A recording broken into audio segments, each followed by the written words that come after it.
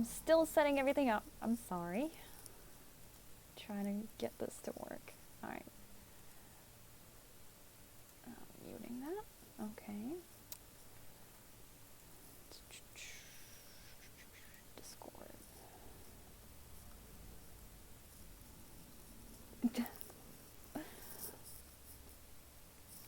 Alright, let's post on the social medias.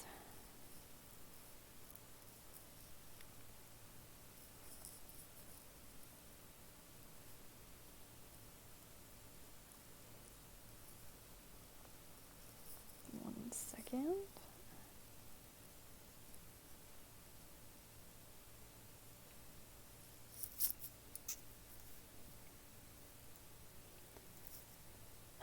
Okay.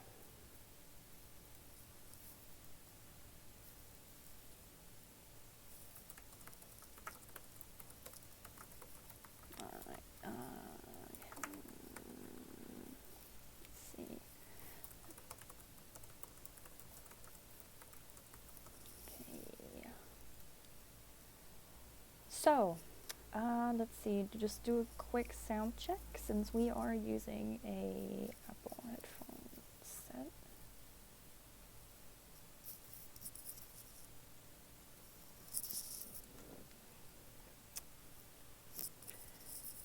Alright. Setting this up.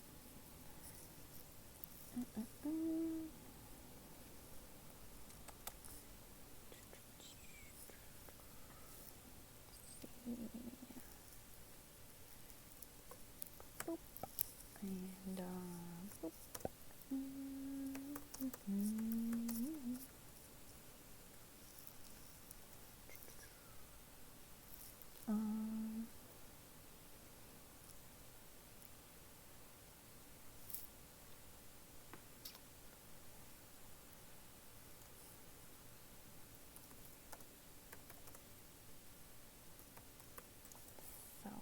Okay.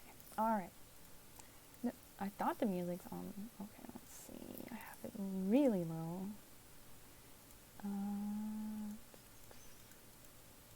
Now? Text is. Oh, wow. Yeah, that is big. Oof. Yeah. Let me fix that. Ooh, no. What? Oh, no. That's too small. Okay. Oh, I think that's good. That's a good size. How's that? Let me turn off the. Where did I go for that? No. Nobody cares about that.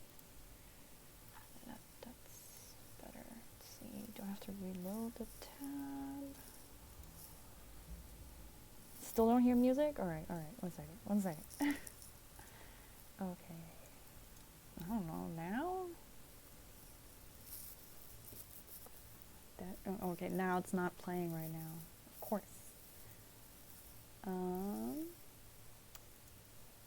Let's see.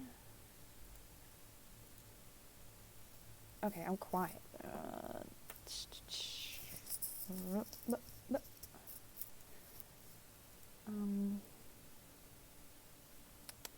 Okay, well, I'm just gonna have to talk a little bit louder.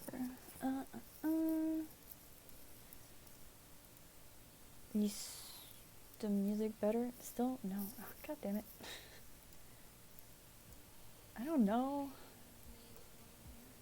I have it really low now. That's probably too loud. Is that better? Okay. So, let's speak in normal voice. Alright, I'll try.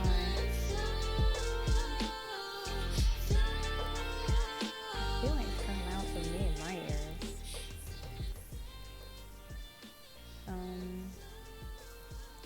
Not a fan. It's so much fiddling. I'm sorry, I'm not ready. Okay. Alright. Well.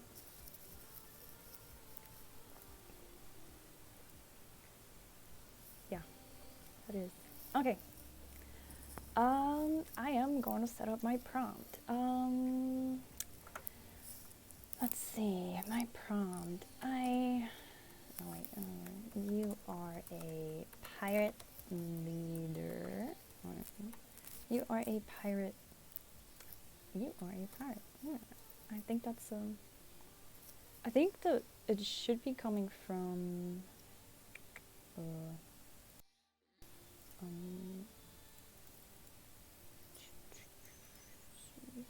no, it's coming from this thing instead of from the webcam. I can try the webcam. Does that sound any better? I am a pirate captain. You are a pirate captain. You lead a small crew of... how many people are on my ship? I can't really keep track of too many, so let's do 4. 4 is a good number. It's alright. Your small crew of 4. The fan is off. It's a laptop. Alright. You need a small crew of... Okay, it doesn't like numbers most of the time, so you need to... Come on. You need a small crew of 4... Okay. So I don't really need this all the way in. Okay. I need a small crew of 4 members. Small crew of 4, okay. I have no quest in mind. You find yourself stranded on your ship. Or, you're not stranded. You find yourself on your ship. Let's see what it's going to call my ship.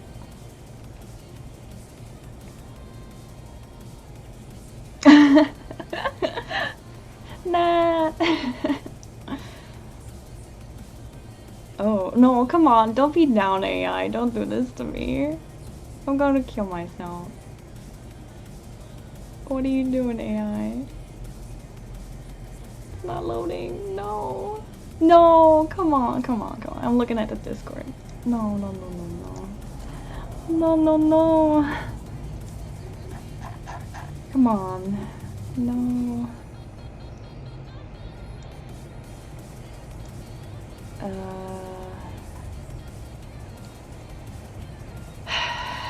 No, come on. I'm so ready. And this is how you're gonna do me, AI? Is anyone else having issues right now? Okay. Alright, okay. Oh, the Black Pearl, really? That's... I don't really like the name of Black Pearl, to be honest. No, we're retrying this. I want a good start. I will go until it's a good start. We're not taking licensed ship names. That's not what we're gonna do here. The Black Veil. It's doing... Okay, alright. At least it's expensive now. Let's do a Black Veil. Black Veil. Expensive vessel, but it is mine now. It belongs to me alone. The rest of the crew have been taken prisoner by a rival ship called the Queen Anne's Revenge, which has also captured several other ships in its quest for wealth and power. So, I find myself on my ship alone. This is not the best start. And, the AI is very unhappy right now. That's not good at all.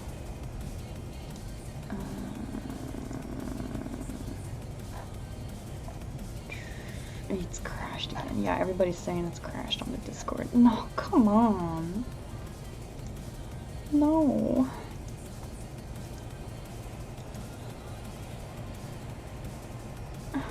Oh, what am I gonna do? I mean, I can sit here and edit the prompt text a little bit further. This is not meant to happen. Jesus. Alright. Okay. Black Veil, very large, expensive. Okay.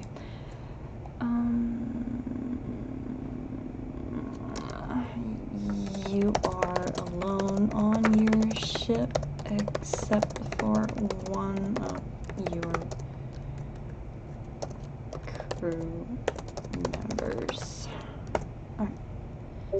Start like that. You turn.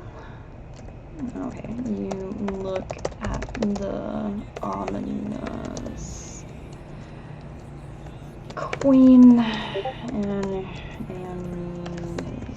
revenge in the distance across the vast ocean. You sigh and turn to your one remaining crew member. Alright, that's what I'm gonna do. I'm gonna ask, so this isn't the best start into the day, I guess, because it isn't. And yeah, the gardeners outside are very... Oh, nice! Okay. Alright, I say with a smile, so this isn't the best start into the day, and we're not going to die, he says back. I'm sure we'll get out of here. The man looks at you as if he wants to argue more, but his words fall short. Instead, he turns away from you and walks over towards the railing that separates the upper deck from the lower deck. You take note of his appearance, because I want to know how the person I'm talking to looks like. Okay. He's a very tall, at least head taller than you, and he's very well built. Ooh, I like that. You couldn't even budge him if you tried. He has short brown hair and a clean-shaven face, along with tattoos running down his arms. He turns back to look at you and flashes a smile. Oh.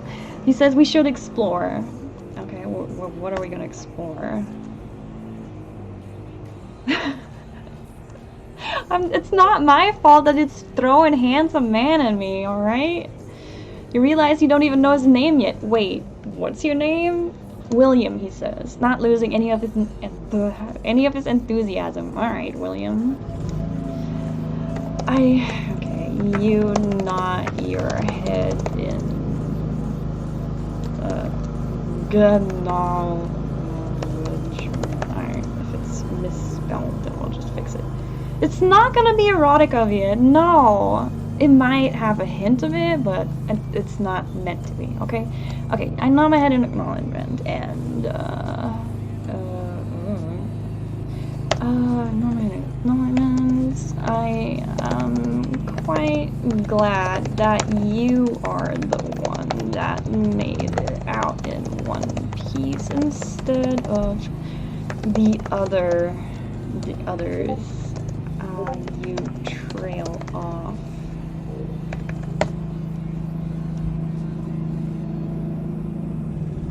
The gardener? Why are they out here? Like, they're here at 6 a.m. on Labor Day weekend, and they're here at 3:40 p.m. on a Tuesday? Okay. They turned everyone into puppets for their pirate crew. Only a few of us remain, you explain to William. I don't really know what that means. William just stares at you in disbelief. Okay. We're turning off. That is not what I want to see here. I did not have this on. Okay. We are just refreshing that. Okay. I remember the day when my crew was overtaken. It was only a week ago. You had been enjoying a time of prosperity. You had gone out to sea, raiding ships, and bringing ruin to anyone who opposed you. It was fun and profitable, and you enjoyed it all thoroughly. Until... Let's see what happened.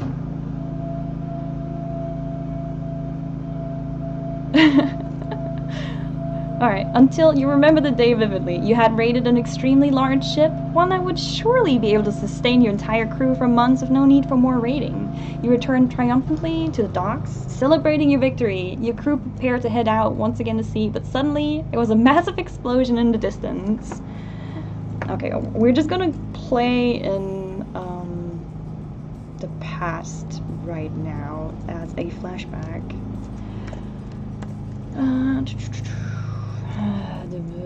The memories are so vivid. You feel as if you are experiencing them all over again.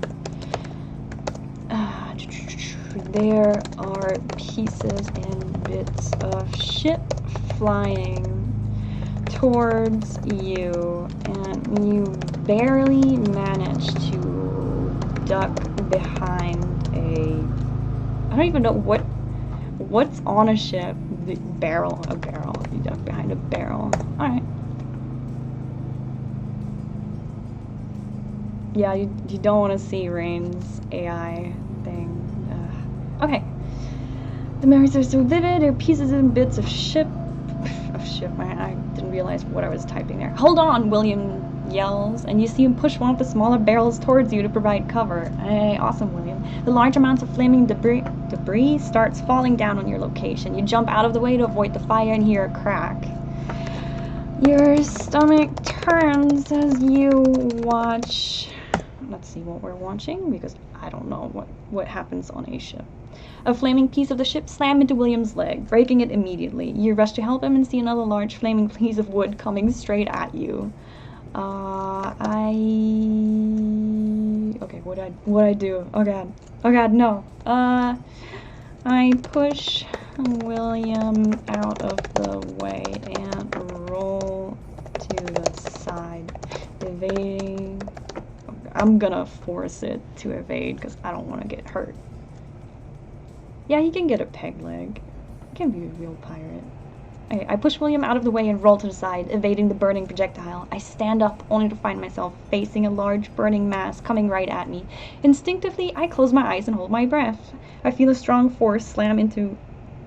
Oh, I'm messing up the formatting of the I again. You feel a strong force slam into you and you're spinning through the air and onto the ground below. You feel a burst of heat on your back, but it quickly subsides. What happens?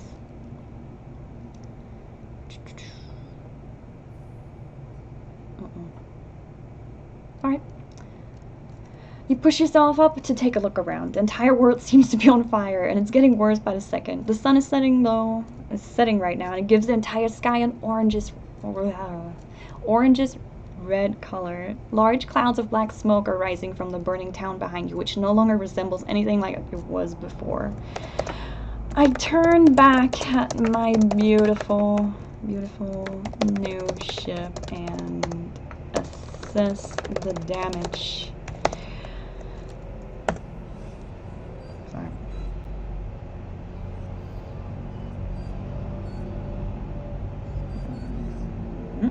I turn back at my beautiful new ship and assess the damage. The large hole in the side where William's barrel hit is gaping open. You can see the main mast has fallen now and lays across the deck.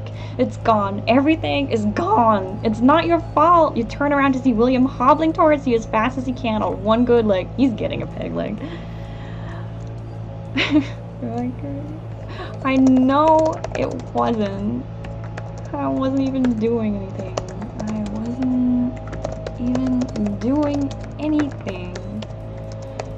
I yell back in response. However, I am quickly distracted by the horrific, by the sounds of footsteps approaching. We got a fight here. I had a ship. Hey, it's a flashback, okay? I am on a ship having a flashback of my other ship. William turned to see several armed men heading towards the docks. A few people left in town must have warned the militia. You stand up and prepare for battle. William is extremely loyal to you. During my scuffle with the city militia, he manages to keep himself between you and all of their shots. Okay, I don't want him to die. Why do they have guns? I didn't even think about guns. Alright. The battle is... Actually, no. You take cover behind the nearest... behind the nearest... Another barrel. We always have barrels here. Did it die? I don't know. It's still going for me.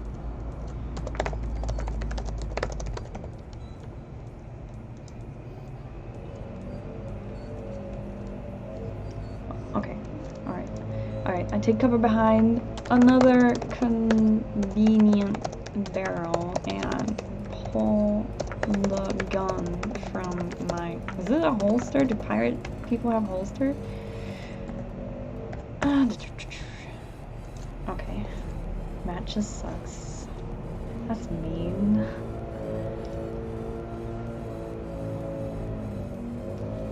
Belt. I mean, I'm a futuristic pirate.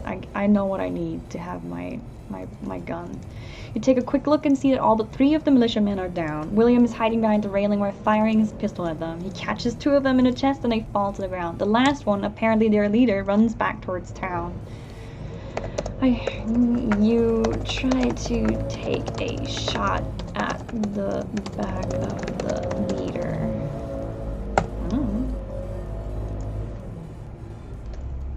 Let's see.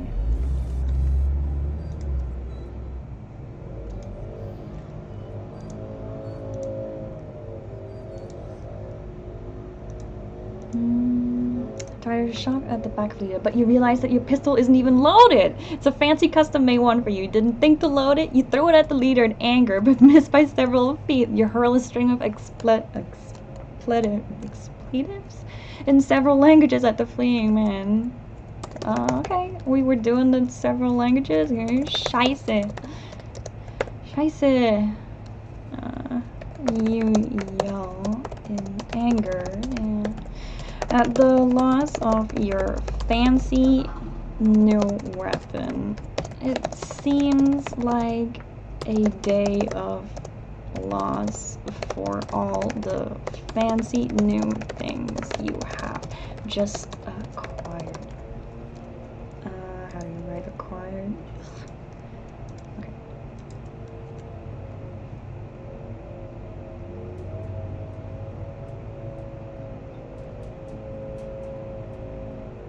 Okay.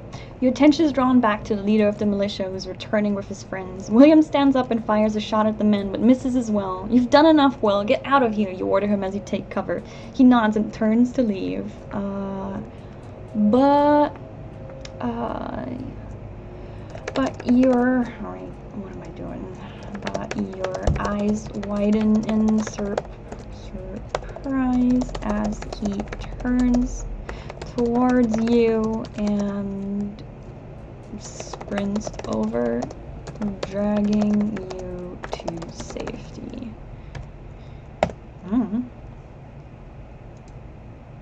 So is the stream going okay for anyone other than Matt? Okay.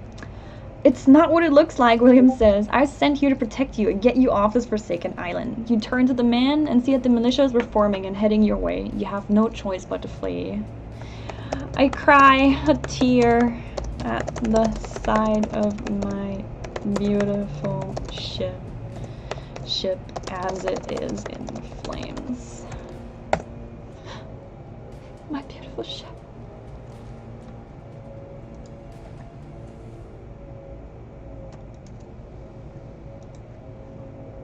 Okay, cry a tear. You see William push a button on a small device in his hand. The iron gate that leads back into the city streets opens.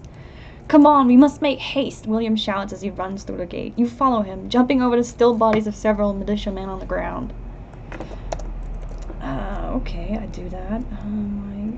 Where the hell are we going? You shout towards William. I think William jumping around and running with his broken leg is kind of a stretch, but I'll take it. Okay, where the hell are we going? He looks back at you, his face uncharacteristically grim. We need to get out of here fast. There's a train that leaves for the capital in an hour. We just need to make it to the train station and board it. Alright. I nod as I run next to him. I'm not behind him, alright? I run next to him. Alright, I don't know what else I'd do.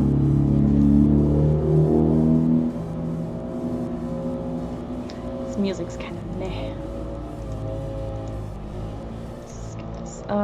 We quickly follow him through the streets, not stopping to fight any of the men that seek to stop us. After several minutes, we finally arrive at the tiny station. An old wooden sign reads, "Departing soon."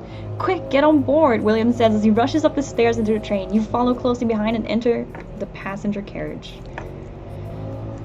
You... Oh god. No, what? No. No, what? AIDungeon, come on. Continue. That is a whoopsie, but we got it. You bend over to catch your breath as you feel the train slowly moving. As you feel the and hear the noise of its engines springing to life. Life? Yeah. Oh, these fucking gardeners. They're here every day of the week. Okay. I bend over to catch my breath as I feel the train slowly moving and hear the noise of its engines springing to life. "What is going on?" I ask, hoping that someone will have the answers. You turn to see who will answer you and your jaw drops. William, with a bullet wound in his shoulder, stands before you. "I know everything is confusing right now, but there isn't much time. I'm taking you to Zane, your father." No, not Zane. No. You shout in despair. Anyone but him.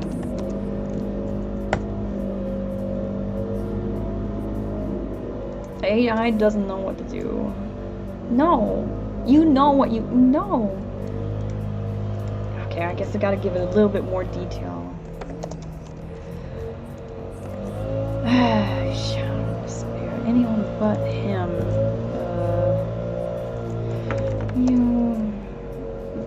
You turn away, trying to ignore his words, and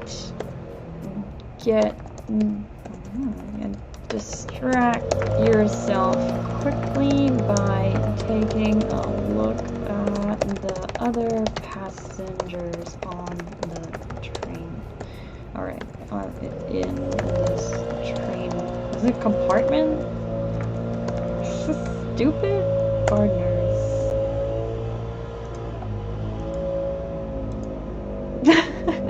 I don't know how oh my god, my frames are dropping. No. How? Nothing's happening. Is it the gardeners that make the frames drop? It feels like it. Ryan, you gotta link me to the Donkey Kong music later so I can get up to track on what you're even talking about. Okay. AI, what are we looking at in the train compartment? Is it called a compartment? A middle-aged man with a mustache sits next to his wife. They look like they're returning from a trip. Their clothes are nice but not expensive. They carry bags from various shops. A young teenage girl with long blonde hair, probably around 16-year-old, sits in the corner. You muse to yourself. Well, if we do need to kill these people, we can probably overpower them. Alright, we can, right? We're probably. Okay. Then you turn. Then you move towards an open seat by the window.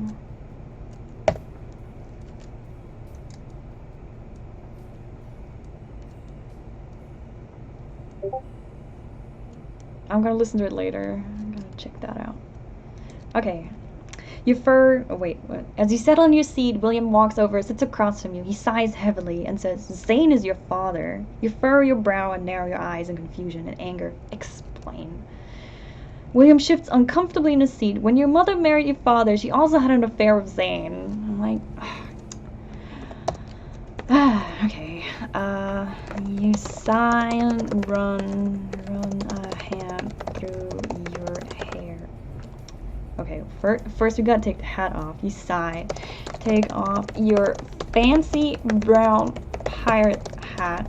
No, it's not. It's a tricorn. Take off your fancy brown tricorn, a feather swinging behind it. You, is it tricorn? Cornet? What? It's called tricorn, right? This is we gotta take a second. Tricorn. Yeah, it's a tricorn. No, I'm not stupid. Feather swinging behind. You run a hand through your hair. And nod in disappointment. Can't spell that either. Okay, good enough. The pirate head. Man, that mom of mine. Alright. Okay, and I was taken because William shifts his seat again. Zane wants to turn you to the dark side. Oh, okay. William shifts in his seat again. You start laughing, your voice filling with sarcasm. Because every child has a strong interest in the dark side of the Force? Sure, why not? You begin shaking your head in disapproval. No, just no. Why are we talking about the Force now? I kind of want to change it. The dark side. Okay, we're changing the Force. Dark side of the Force. Or actually, you know what? Let's keep the Force something magical. No, just no. I never had, or never took a liking to the dark side of magic. I grumble. No vampires! No. Don't look at anyone's eyes, they're just gonna be vampires. Alright, I never took a liking to the dark side of magic. I grumble to myself. William seems increasingly more worried and frustrated by the minute. Look, we need to get you prepared. Zane is a powerful wizard and can't be taken lightly. Neither can I, he replies, staring him directly in the eye. He gulps loudly and shuffles in his seat. We'll see. Wizard, pirate, okay? Or pirate, wizard? Which one goes first? Powerful, pirate, wizard. It's a pirate wizard, I think that's the right way. Gulps loudly and shuffles back in his seat. We'll see. Do I have it in I? You cross your arms and lean back in your seat with a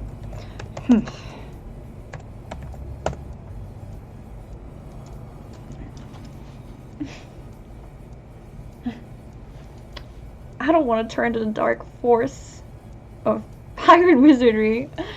You have no idea what Zane has in store for you, but we won't go down without a fight or a few clever tricks. Also, William begins to say before trailing off, you turn your head to face him fully and tilt to the side. What? Zane is still at sea. Oh. You lift an eyebrow at the words. At least there is some good news.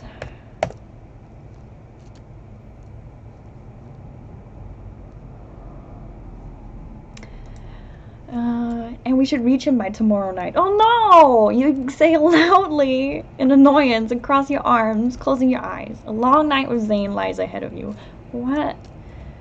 Okay, so what do we do? You shake your head at the situation, mourning the loss of your fancy ship, crew, and fancy gun. We got it. Then you realize you are without any weapons at this point. You look up at William. Oh wait, actually first you realize you are without any weapons at this point as you look for the dagger that is usually inside your boot. Why would you right boot? Right boot. Alright.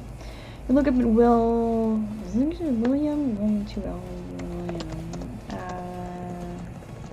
William, as he notices your expression at the lack of defense.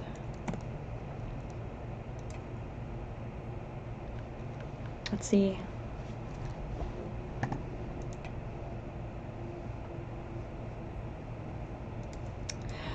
Sorry, but I took away your dagger too, he says smugly. What the hell, William? You almost attack him right then and there, but resist the temptation. The night passes uneventful until a violent jerk wakes you from your sleep. The train is stopped, and the sound of angry pirates is heard outside. You sigh. You sigh. You can't help but sigh. As you shoot William accusatory glance. Like, William, this is all your fault.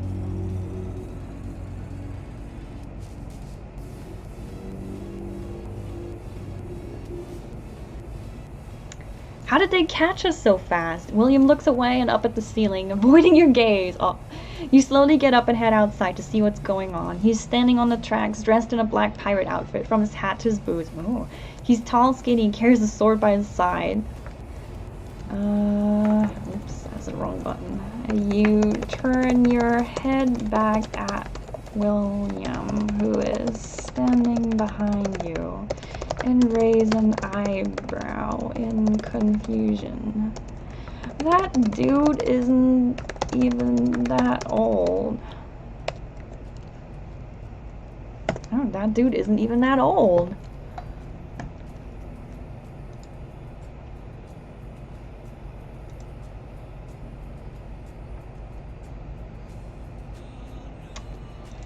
That dude isn't even that old, you say with surprise. He uses his dark arts to keep himself young. William says in a matter-of-fact tone. Zane, what have you done? You hear a voice cry out in the distance. He used me, tricked me. I won't let you do this. I turn my head at the in the direction of the voice. Confused. What?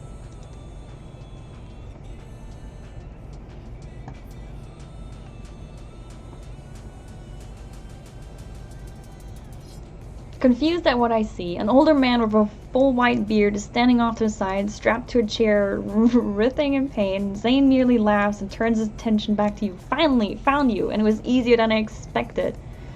I scoff in response. Well, it's not a surprise considering you sent William to bring me to you. That's cheating. That's Ramu. Ramu's just standing to the side like, yo, what are you doing? Beer to the floor.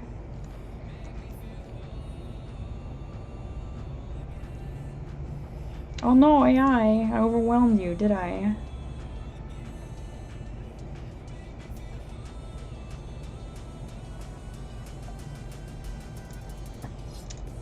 Zane chuckles at your accusations and turns to William, who looks increasingly uncomfortable. You can leave now, William. My work with the girl is done. You're free to go, he says in a commanding tone. Zane doesn't even wait for William's response before he strides forward and meets you. Hi, Todd Cobb. I am being a pirate today. We are playing as a pirate in AIDungeon. And it seems like my Dark Force father is out to catch me or something. Yeah, he's trying to get me onto the dark side as well.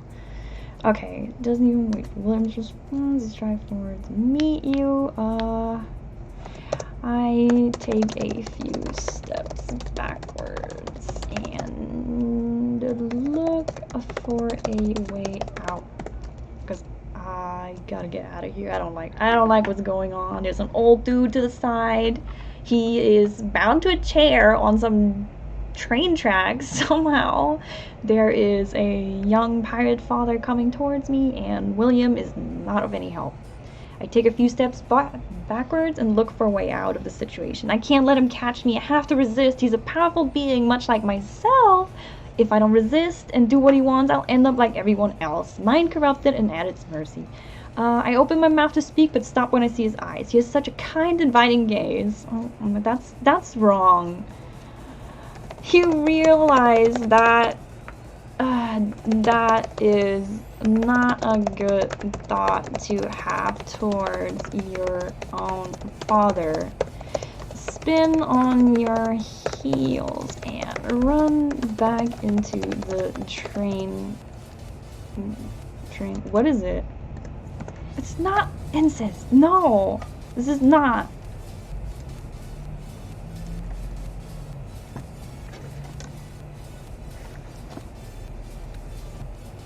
You realize that it is not a good thought to have towards your own father. Spin on your heels and run back into the train. You sprint down the corridor trying to find the exit. You hear heavy footsteps behind you as Zane chases you. You reach the end of the train and find yourself at a dead end. There's no way out. You panic and turn to face Zane, who's standing right right behind you, a grim smile on his face. What are you? How's this called? You're like, you cower. No, actually, alright. You bite your lip as you slowly turn around. Uh-oh.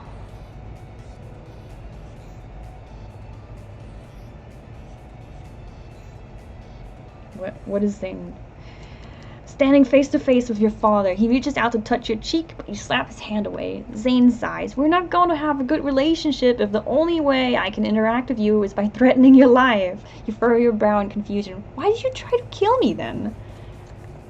I just got a fancy new ship.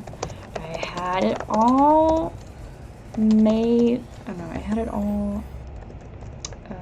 Just got a fancy new ship. My crew was great.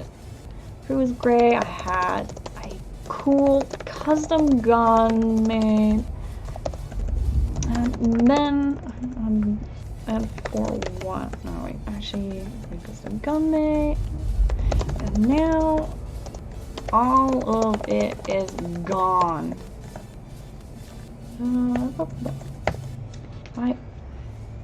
This is not Star Wars! No!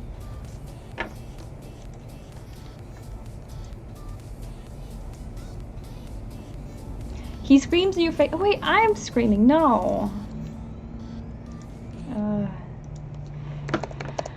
You gather your courage and yell at him.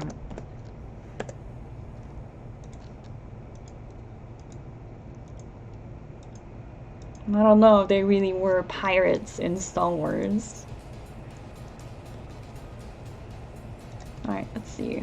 Let's see what Zane does at my whining.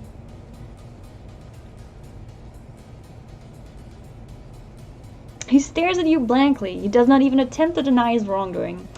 You'll get over it. That ship, those people, none of it was good for you. You are my daughter and your place is by my side. Zane reaches out to touch your shoulder again, but you flinch away. You burnt down an entire village. Just to get to me? You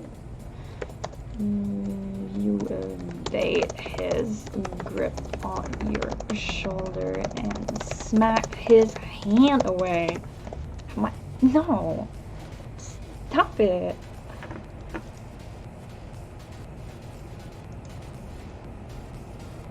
They were in my way. He says it so casually without any remorse. So what now? You're just going to kill me? You've already taken everything from me. Are you so jealous of my life that you must end it yourself? Well, that's not... I think it probably lost its track of trying to turn me to the dark side already. So let's see where this is going. I would have thought that you had Will you do it, or perhaps a strange old man in the mansion? What? No. Zane stops smiling for a moment. They have nothing to do with this. This is between you and I, he says in a more serious tone. But why? Actually no. So, a strange old man outside, sitting in a chair in the middle of nowhere. Nowhere. Where did that chair even come from? Zane stops smiling. They have nothing to do with this between you and I, he says in a more serious tone. Alright, let's see what it does with that. Strange old man. No, the strange old man outside on the train tracks, bound to a chair. Alright. He reaches into his pocket and pulls out a small glass bottle. He releases the cork and a smoky purple gas is released into the air surrounding you. You hold your breath and try to run through it. Zane grabs your arm, but you manage to slip away from him. Don't touch me!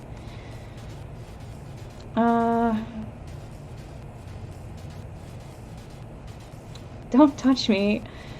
As I reach for my purse at my waist and toss it into his face. I run back out of the train as fast as my feet carry me. Yes, we're leaning a little bit.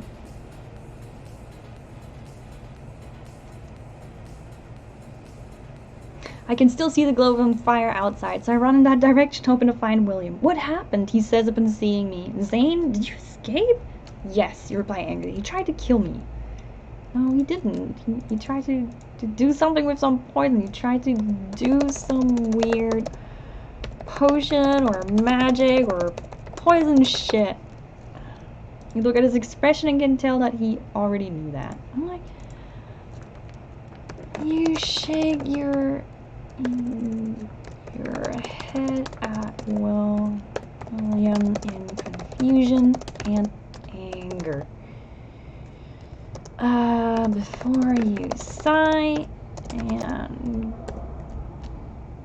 run up to the old man, which is still bound to a chair next to the train tracks in the middle of nowhere. You think you might have... I think, but maybe he can help.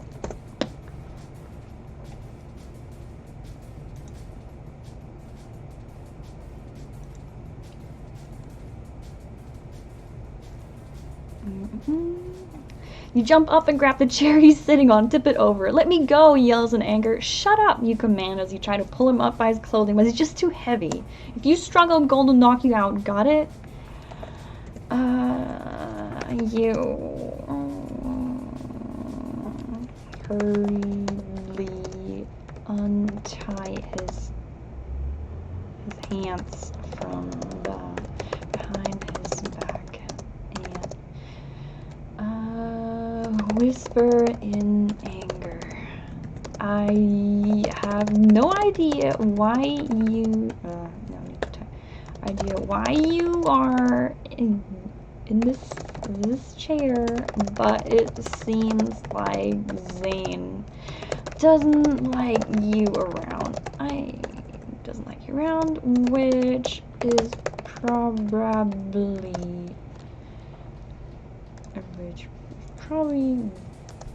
good for me. Probably. Yeah, gardener is finally gone.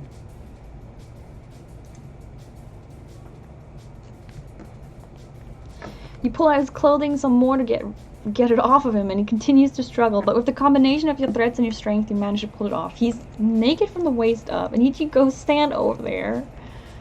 Well, he's old. What?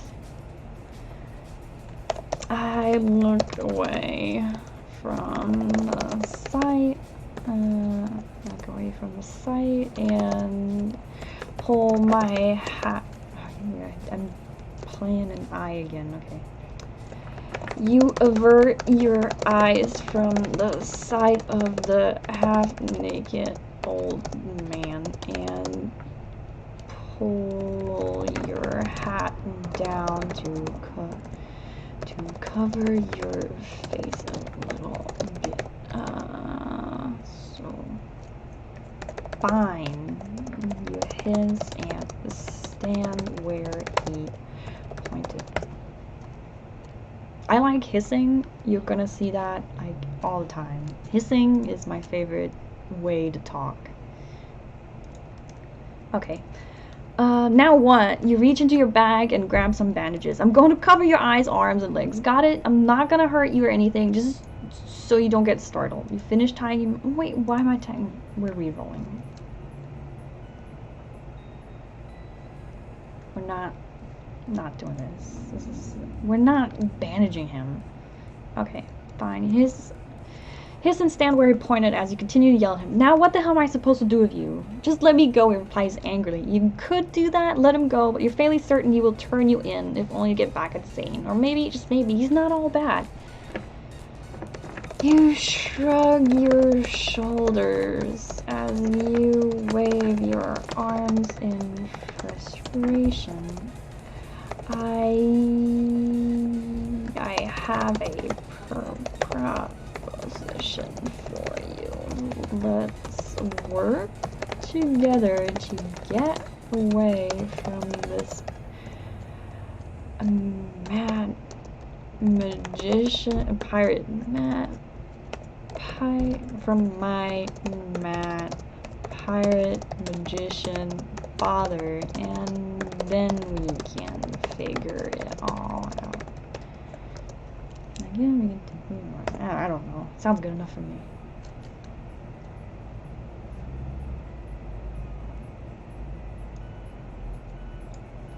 Alright. Shrouk. I see the typo. You hear the man groan in annoyance before he answers. Fine. You help him over to where you were standing, and you see a 6-shooter lying on the ground. What's a 6-shooter? I need to Google it because I have no idea. Ugh, I'm not in Chrome. This is like yuck. Firefox. A 6-shooter. That doesn't look very piratey, but I mean, no. Pirate gun. We're gonna look for pirate guns. A pistol. Let's see. A pistol! We're not doing a pistol. 6-shooter. Why would I give it to him? Oh, can you use this? No, I'm picking it up and keeping it. Pick it up and keep it. It's not as fancy as your other gun, but at least it seems to be loaded. Alright, I'll take that.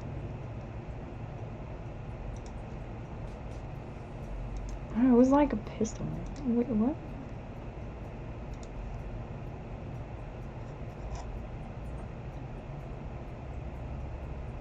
Oh yeah, I think if I would have gotten... No, it shouldn't. Why is it being confused? Oh, now what? The old man says a bit impatiently. What is your plan? You think really hard how you can do this. Do you have any other weapons?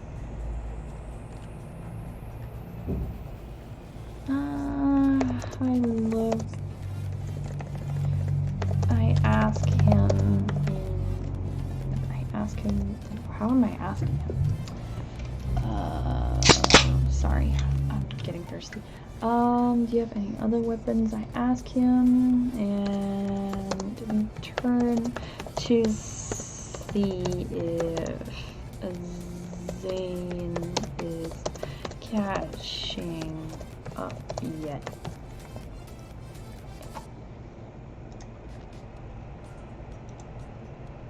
And sure enough, he's walking towards you with a smirk on his face. I sigh as I shake my head once again. I decide to grab the old man by his shoulder and spin him around as I start sprinting along the train tracks with him. I turn back and notice William seems to be tagging along as well. We're not leaving William. We are in the past and we're still with him in the future, so we need to bring him along. He needs to prove himself. You can't run forever, Zane calls out to us as he keeps his pace. We have to go do something about him, or he's going to just keep following us. Can you use that gun? I shout back at the old man as I point at it. Why do I not know how to use a gun? I'm a pirate.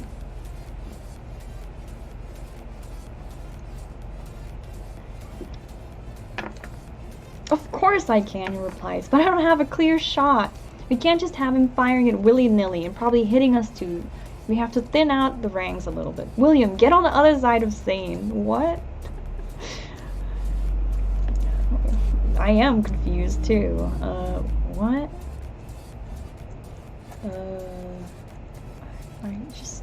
Just do it. You yell at his confused expression. I don't know what we're doing here. I don't know where we have to thin anyone out. I'm like, what are we doing here? I look back and William has indeed switched sides. Zane doesn't seem to notice and just keeps coming after us. We have to time this just right now. Quickly stop running and turn around to aim the gun. Got you. You close one eye as you make your shot. Got him. Let's see. This better be good. As you pull the trigger, you can hear the old man making a rather odd noise as the shot goes off as well. You feel something hit your leg, but continue to ignore it as you watch Zane drop. Oh, hey.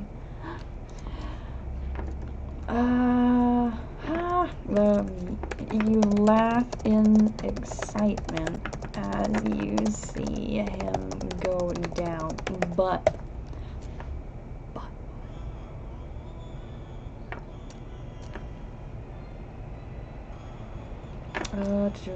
then quickly turn to your new friend. What the hell did you do that for? I had him. You say with a mixture of anger and excitement. No, you didn't. He was going to shoot you in the back. You think he was going to let my son be shot by the likes of you? The old man sounds mad now. I'm like, what?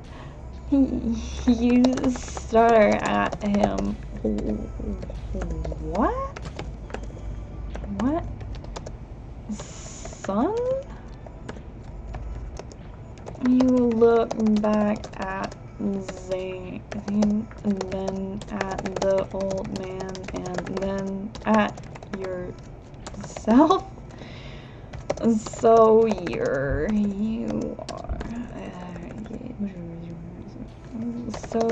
are my grandpapa? My grandpa? Oh, my papa? How do you say it? Pop?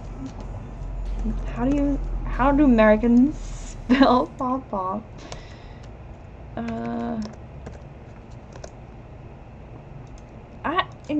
Okay, I look at myself, then at the reflection of yourself in his eyes. Okay, that's how we're gonna look at yourself. So you are my ... Let's see if it... Yeah, I wanna have like a nice pop, but I don't know how you spell it. No. And I'm like, he's not. Okay, we're changing that. Grandfather. Grandfather. And you're gonna come with me right now. He barks out the order and points the gun at you. Your mind races as you try to figure out what exactly is happening here. But I thought Zane was my father. Wait. Wait, what? No, okay, okay, the AI kind of poopied itself. Okay, try to figure out exactly what's happening here. You feel him reach your arm and drag you along.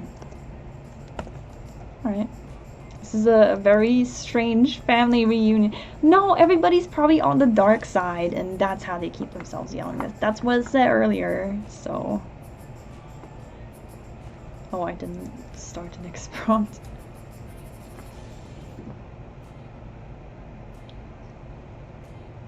Let's see. Okay. Come on, I know a shortcut to the house. I'm like, what house? What house?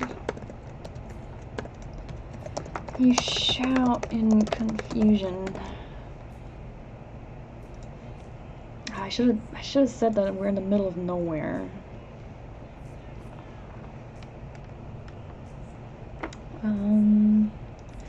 Then you find out. You run through the woods at breakneck speed, almost losing him a few times, but he keeps pulling you along as you bump into trees and almost fall on several occasions. Eventually the trees start to clear and you see a nice-sized house in the distance. It looks fairly old-fashioned compared to Zane's large mansion.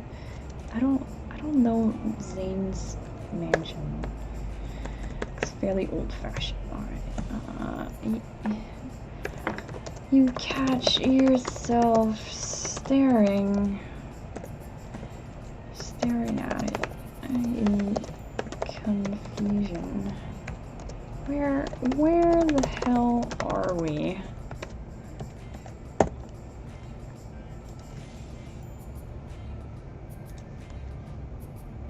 Like, where did this house come from?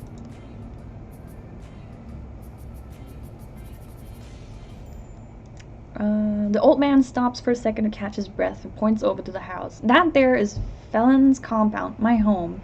You'll be living there from now on. Why would I want to do a thing? Why would I want to do a thing like that? You want that girl of yours back, don't you? Okay, no. You are losing your thread.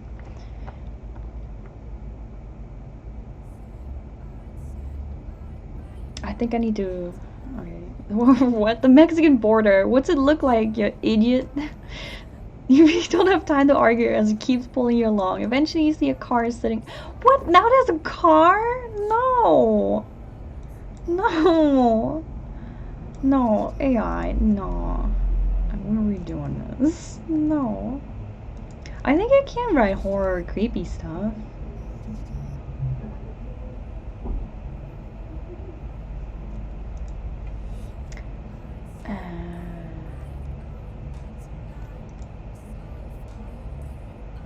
Okay, actually I have an idea. First we need to update the remember because it seems like the AI is kind of like not sure. Okay, you are a female. Ooh, we need to point that out. Pirate captain that kind of happen at the top of your game. Your happiness is shattered when Zane the pirate magician sends... Oh wait a minute. Your happiness is shattered when Zane the pirate magician, who is... Okay, no, I think this is too complicated. The Sharon Zane pirate magician attacks your new ship and attempts to have you kidnapped. Is that kidnapping? I don't know. Kidnap. Zane is also your father. Zane is your father, who is intent on I'm not riding hellhounds. I'm bringing you to the dark side. I mean, that's what it wanted, right? Zane is your father's intended bringing the dark side. When Zane permission attacks a new ship and attempts to have you kidnapped. Zane is your father who's intent on bringing you to the dark side. When he confronts you at a train, you find out that he is also using his powers to stay young. You escape him and team up with an old man that turns out to be your grandfather. You try to escape to a train.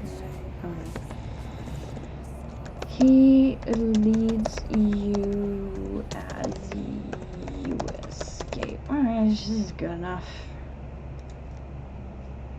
Where the hell are we? Okay, so we are back in the scene. Where the hell are we? What is this house?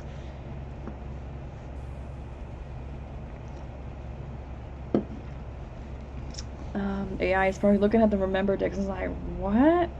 It's my house, he replies, but you notice he doesn't actually say where it is. Alright. Okay, you turn towards the building turn towards the building and shrug. I guess.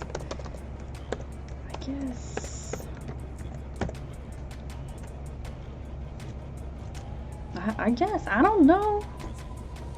What are you doing, old man? Alright. You look back at him with a glare. So are you going to tell me what the hell's going on now? He gives you a death stare as he opens the front door, drags you inside the dark mansion. We have a lot to talk about. I'm like, I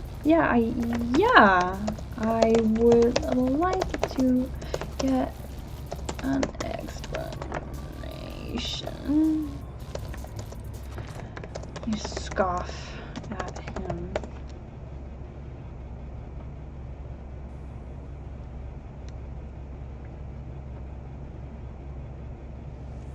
What happened to William? I'm so sad.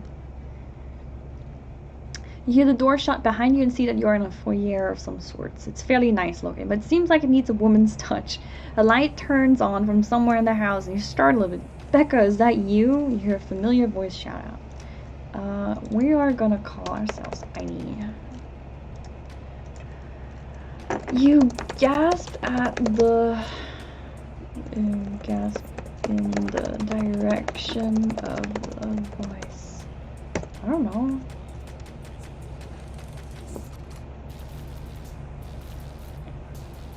Who it be? Gasp in the direction of the voice and get a gun barrel shoved into your face. Not a sound, the old man orders. Hey, Pops, is that you? The voice calls out again. Yes, and I've brought someone with me, he replies in a hushed voice. A dark-skinned man appears from a corner with a bat in his hands. What? No, AI, you're not right.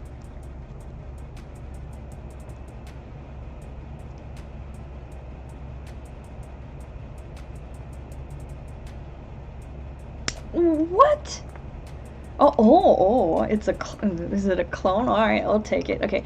You don't hear a response. Wait, what? You gasp in the direction of the voice. Zane? You don't hear a response, but instead you hear footsteps growing louder. A man appears from around the corner, and at first glance he looks a lot like Zane. He has the same blue eyes and facial features. The only thing really different about him is his dark blonde hair, almost looking white in some lights. You stare in confusion and turn towards the old man, towards your grandfather. So who is this now?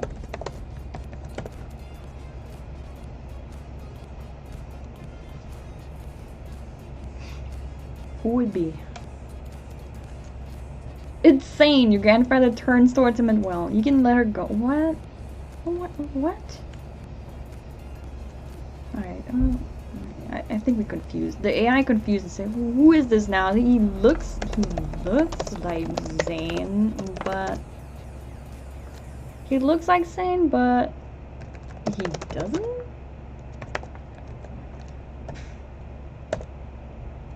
You point at the white hair. Blonde hair. Oh, I don't know, like, look at that! Who this? What is going on? Hey, we're getting to the pirates again, alright? He looks back at you with confusion and realization sets in. He laughs a bit and slaps his son on the back. Haha, yeah, he takes after his mother in that regard. You are hit with another surprise as you stand there just looking between the two of them. So that means, yes, you are related to Zane. I'm like... What? So...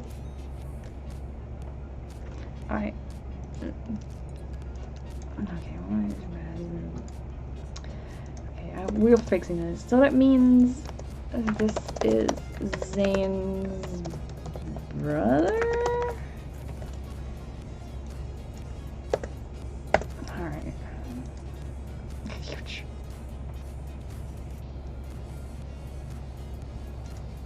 I'm so confused. What is going on? Yeah, the AI doesn't know either. You ask. You whimper at no.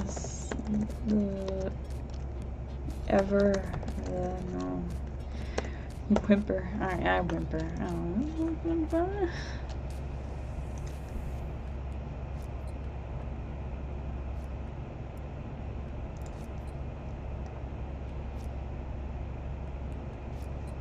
And you are my granddaughter, he says, filling in the rest of the blanks. I guess. You sit down on a nearby bench just to make sure you aren't dreaming. What the hell? Yeah, what the hell, AI? You shake your head at meeting so many of your family in such a short time. You let out a sigh. So this is all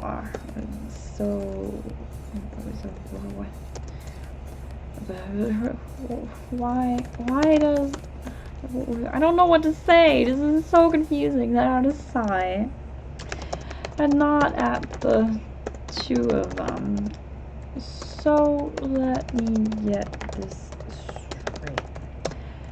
Zane is my father. Zane is my father. Wait, no. Let me get this. I'm so confused. So let me get this straight. I'll let the AI fill in the rest. I don't know.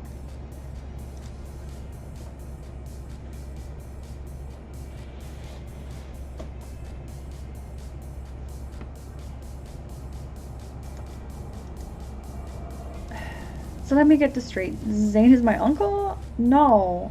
No, what? Zane is my... Okay, I gotta lead the AI behind. Zane is my father. Zane is my father. This dude... This blonde Zane is my uncle. Yeah, that's my uncle. And you are my grandfather. Father and son confirm this with a nod. You sit up a bit more, giving both a stern look. Well, you've got some explaining to do. They both smile a bit and then lead you into a sitting room. Alright. Okay. You watch them. I don't know what they're doing. Time to restart. Yeah, it feels like I should, right? I mean, we gotta figure out the story first. You watch them nervously from your spot on the couch as they sit in the chairs nearby. Your grandfather goes first and takes a long sigh before speaking. This is going to be hard for you to hear, but I'm going to tell you the entire story, no matter how embarrassed I am by it. I settle into my chair and prepare myself for the worst.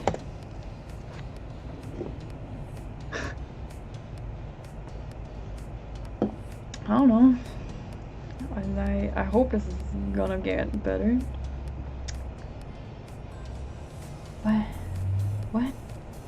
No. Hey, come on. Come on, AI. Come on. You can do better. I don't want to do vampires. He starts to tell me the sordid tale. I was a very adventurous young man once, always ready to take on whatever was put in front of me. I loved nothing more than going on an expedition to some ancient ruin or lost temple. Okay.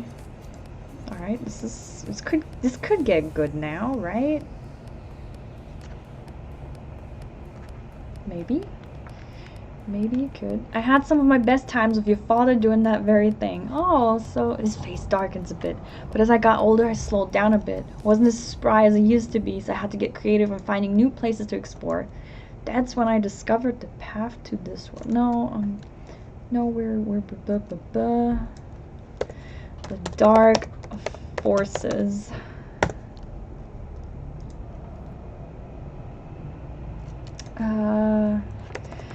You raise your eyebrow at the words and interrupt him. So, interrupt him.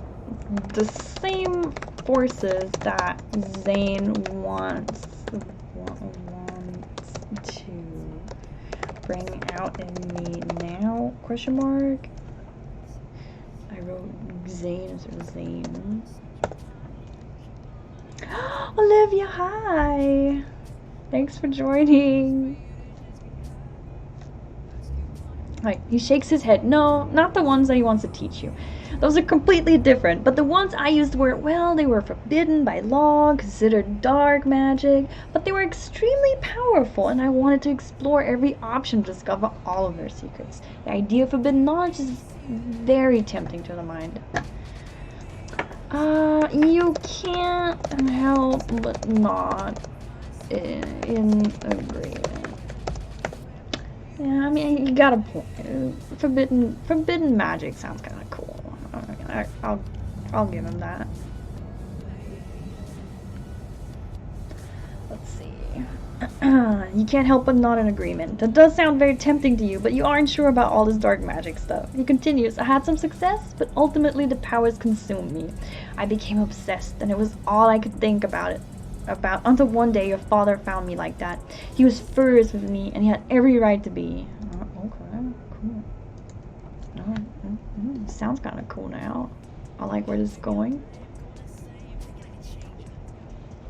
He told me that he had always wanted to try to keep me on the right path, and that my obsession would lead me to no good. He told me that he was ashamed of me, and he didn't want anything to do with me anymore.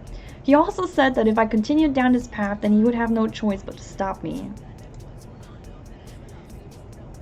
Alright, and then what?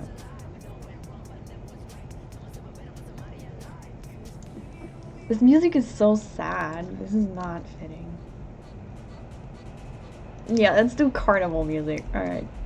I didn't think he was serious at first, but when he demonstrated that he most certainly was, I had always known that he was a skilled swordsman, but never had I seen him fight with such ferocity and speed before. All with a single sword, too. Okay. Alright. I'm listening. You got my attention, AI. And then what? What happened? He didn't just best me, he nearly killed me. If I hadn't managed to escape, I had no doubt that he would have finished the job. You shift in your seat. And that's when you became a pirate, right?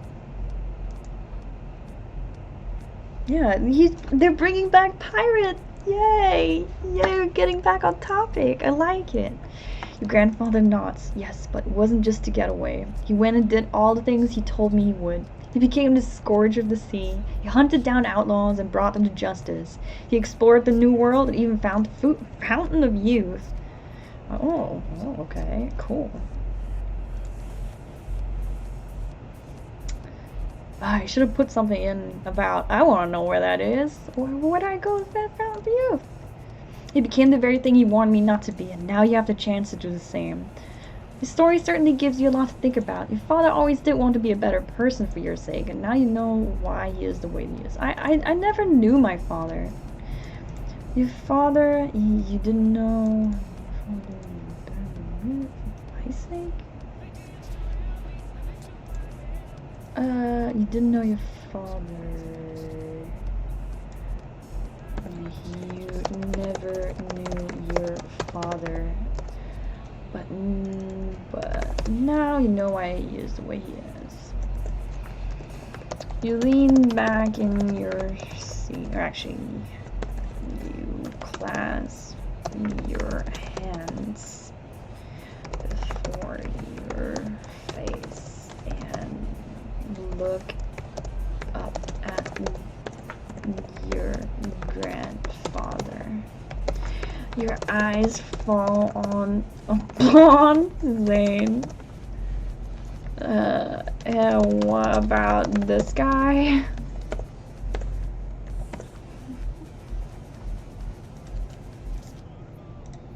Let's see.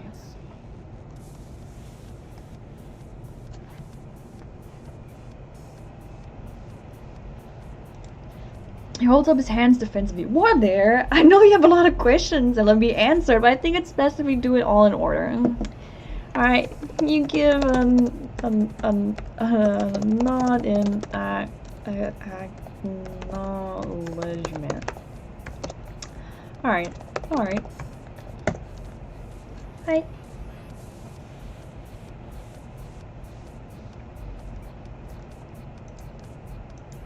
Yeah, this is some pirated music, right? Oh no. Okay. Alright, but before we start, do you have any questions for me? Yeah, I do actually. You take a deep breath and speak your thoughts out loud. I don't understand why my father never came back to get me. Why didn't he ever try to reconnect with me or at least tell me the... No, I'm not... That's not what I'm thinking about. Where is that fountain of youth?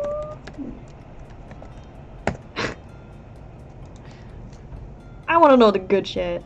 I don't care about my father. I just want to know where the goods are hiding.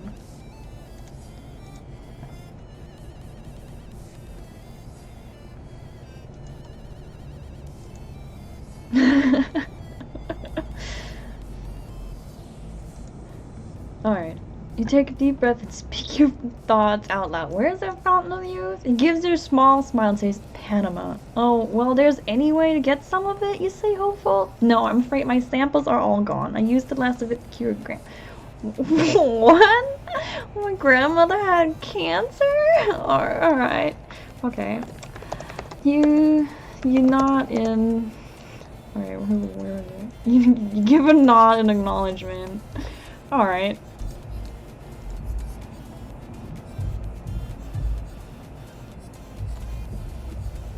Alright, I'll take it.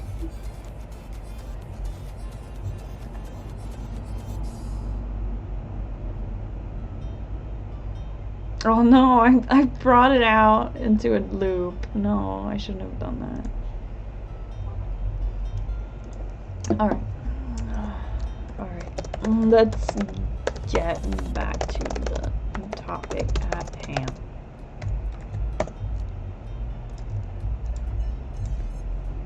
So you have 2 accounts?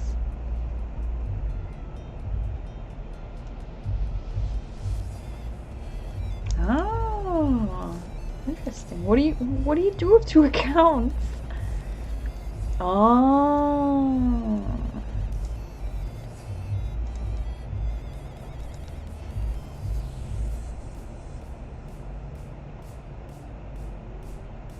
That's kind of messed up. Like he cured the grandma, but she was like, nah, you can't be immortal. Like, nah. Alright. Oh yes, the dark magic. It was a dangerous path that I pursued and ended up paying for it with my sanity. The main goal of this magic is immortality, but it comes at a terrible price. Wait, immortality as in you really are...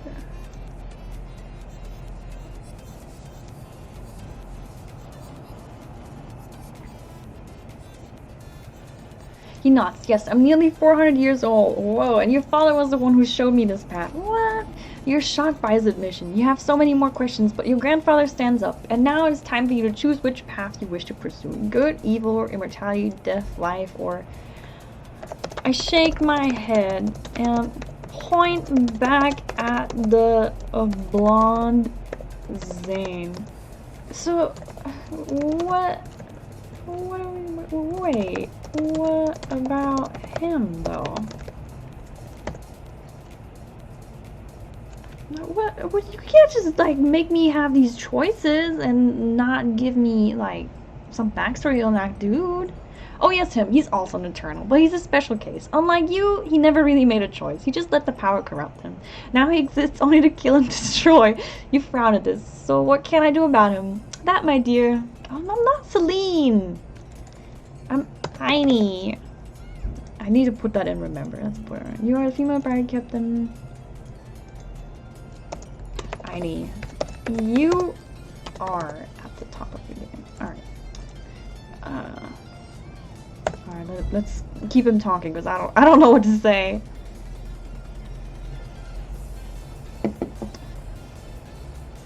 Either you can kill him and become what he is, or you can try to turn him back to the side of good, if such a thing even still exists for him. Your eyes widen at his revelation. So there's still hope for him? In a manner of speaking, yes.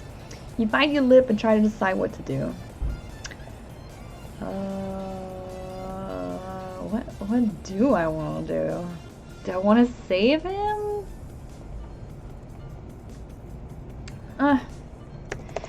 You shrug your shoulders. I guess I'll try the saving. I guess I'll give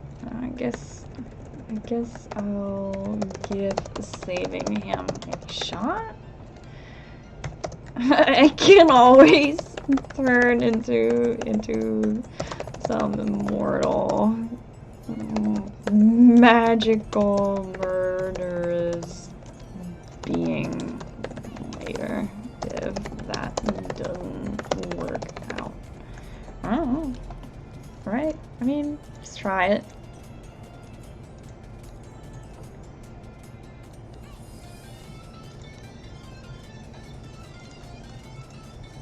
That's my girl, Zane yells from the other room as grandfather Tom gives you a nod of approval. Your eyes scan over to the next door. It is blank like the others with a keyhole in the middle. What? We gotta... Why is he grandfather Tom? I don't like Tom. Let's go with Rames. Ramu. Nah, let's just do Ram. We can't do copy Ram. Ramu. Okay. That's my girl. Zane yells from others who do not approval. You jump up. Startled. He's here.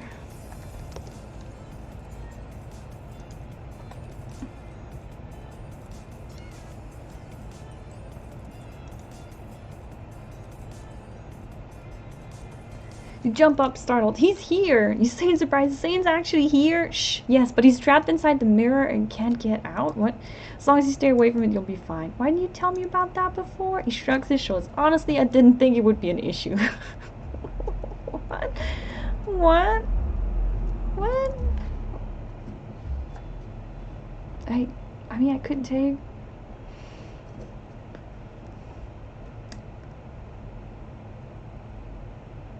Okay, so, okay. I didn't think it would be an issue as long as we are inside this house. He is trapped in the mirror. Okay, as long as he's trapped in the mirror. I'll keep pressing random buttons. Now I think it's time you went to sleep. You got a lot of doodle. Can I stay up and talk for a little while? You give him puppy dog eyes and pout your lip. He smiles and nods his head in agreement. Alright, let's go sit in the living room. Why are we moving rooms? You get up and follow from the sitting room into the living room. going from one couch to another, just sit around. Alright, I'll take it. Let's do that.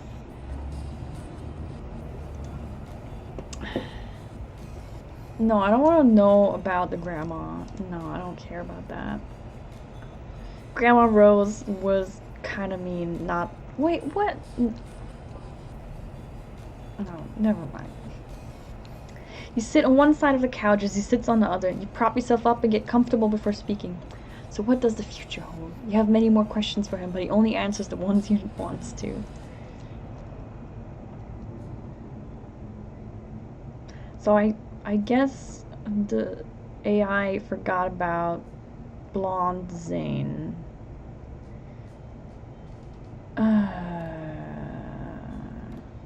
What?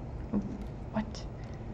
No. Okay, I don't like this. Get up and fall in from the sitting room in the living room. Sit on the side of the couch. So what does the future hold? No. Comfortable for speaking. Actually, you sit on one side of the couch. He sits on the other. The blonde Zane. Not your... Wait, I guess we'll write out the Zane, the other Zane, since it can't keep track. It didn't give him a name.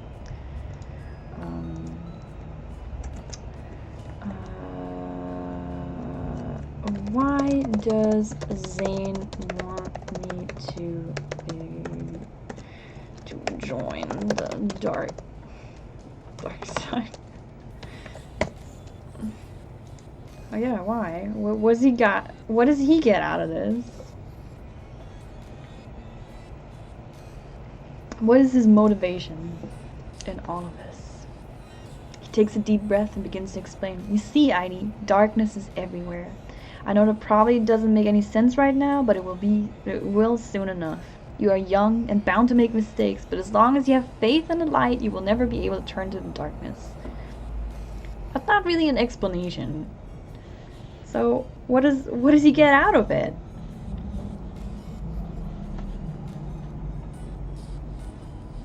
The dark is an entity all in itself. If you let it consume you, it will. But Zane became the dark. How did he do that? You ask in confusion. Zane made a deal with the dark. They grant him great power in exchange for his servitude. There's no coming back from that. But I thought I'm saving it. What? Okay. You raise an eyebrow at the words.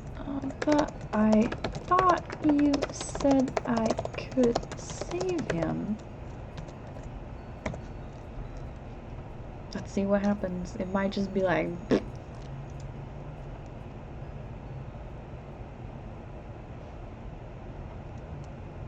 You can, but it will be a lot of work. It is up to you whether you want to put forth the effort.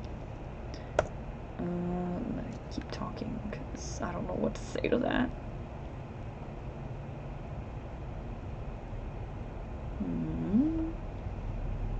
What would I have to do, you ask in a serious tone. First, you will need to go to bed, and while you sleep, your mind will be tested, he says in a slightly creepy tone. We'll talk more about it in the morning, but for now, try to get some rest. You stand up from the couch. Alright. That doesn't really put me at ease, but I guess that doesn't really put me at ease. It doesn't really...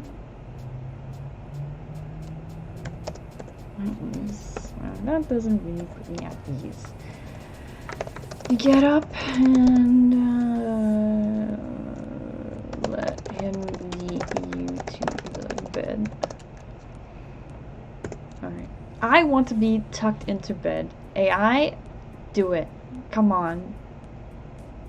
Tuck me into bed. You lay down as he shuts off the light. Good night, Aini. I'm glad you chose the light, he says before closing the door most of the way.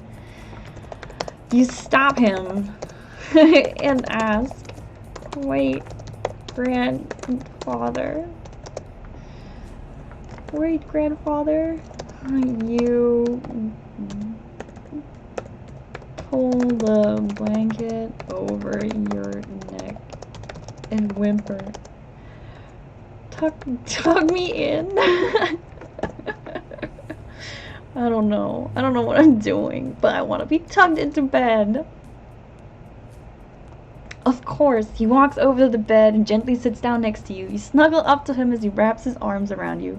He starts to hum a soft tune, one you don't recognize. You slowly drift to sleep. Okay. Is it gonna remember that it's making me go through like some trial in my sleep, or is it just gonna be like, oh, okay, it remembers. Nice. What is this place? You say aloud in the dark void. You feel yourself floating in empty space. There's nothing else around you, just you. This is where your mind will be tested. The grandfather's voice echoes throughout the expanse. Alright. Okay. I don't know what to say to that. I could nod in agreement and be like, alright, that makes sense. Suddenly, a portal opens up in front of you. Out of it comes the grandfather, but something is off. His face is mangled and ugly. He leers at you as he slowly approaches. This is how Zane sees me. You realize in shock. What? What? No, I don't like it. This is not cool. This is not spooky. So I am floating in space, and I'm hearing a voice, and I turn around and see the outline of him in the darkness. This is just an initial test to see what I am made of, or what you're made of. You try to move, but find yourself stuck in place. The void has a hold on you. Fear not, this is a place of the mind, but your mind can affect it nonetheless. What do I do?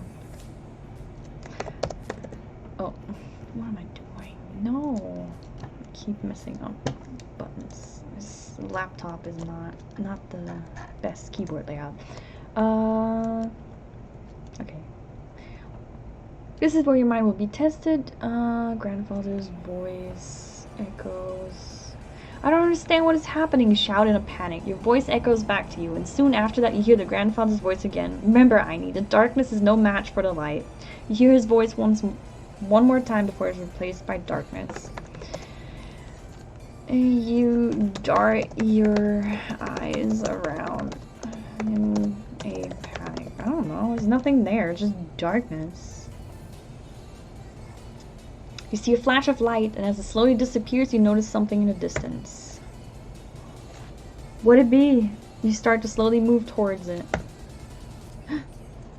It better be good. It better be good. I swear to God. That's it, Aini. Come closer to the light. You hear the grandfather's voice again. You shine your phone light? What? No. No, there's no phones in pirate time.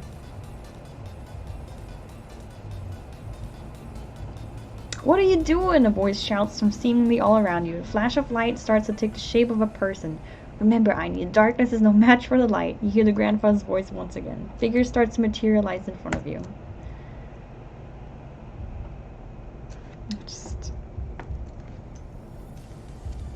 I have no torch. I'm floating in darkness. There is no torches.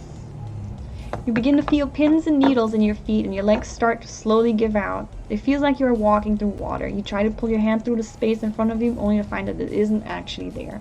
The lights flash again, and this time you make out more details.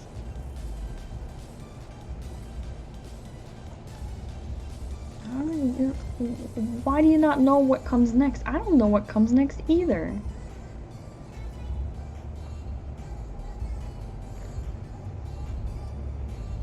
I can't read what I can't read. Not reading? Oh, that's pretty good. Let's not give it self-confidence. Okay.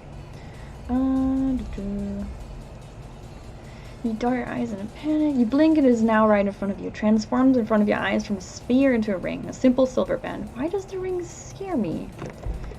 You muse as you reach your hand towards it.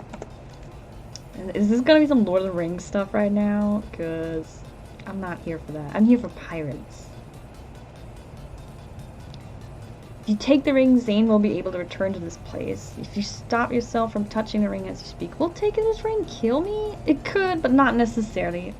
Then I'm not taking a ring. You look around and spot another light in the distance. You slowly make your way to the light. Better be good. No phones this time. Just like you did the last time. It takes longer this time. Each inch of progress feels like a mile. Eventually, though, you make it to the light. It's another sphere, but this one's different. It's blue with a few swirling patterns.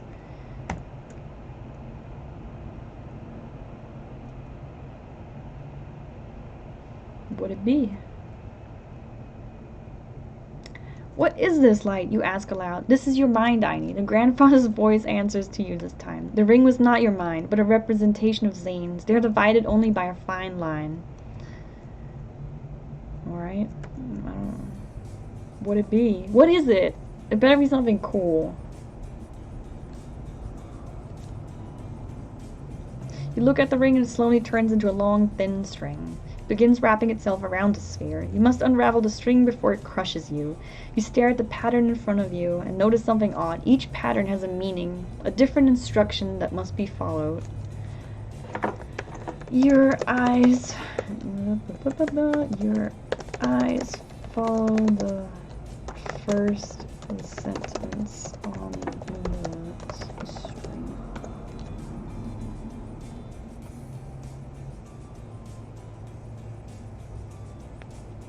This music is not like mystery. I don't know, this one's called Lost Spark. Your eyes follow the first sentence of the string. It reads, put your hand in your box and grab what once was living. You are suddenly transported to a metal cage. In front of you stands a fluffy yellow chick. You reach your hand out into the cage and pet its soft feathers as it pecks your fingers. You close your eyes and smile at the cute creature. What do you want me to do? Kinda cute. You are surprised at the fact that it let you touch it. Because normally, if you go towards a chick, that thing is gone. I speak from experience. You hear the door behind you open as someone enters the room. A booming voice from behind the mask says, do not move. You feel cold metal against your neck, then a popping sound. You quickly open your eyes to see the chick is dead in front of you, with blood pouring out of its neck. The top of its head is missing. You gasp at the sight. I'm like, what the heck? Why are you killing the chicks? What did it do?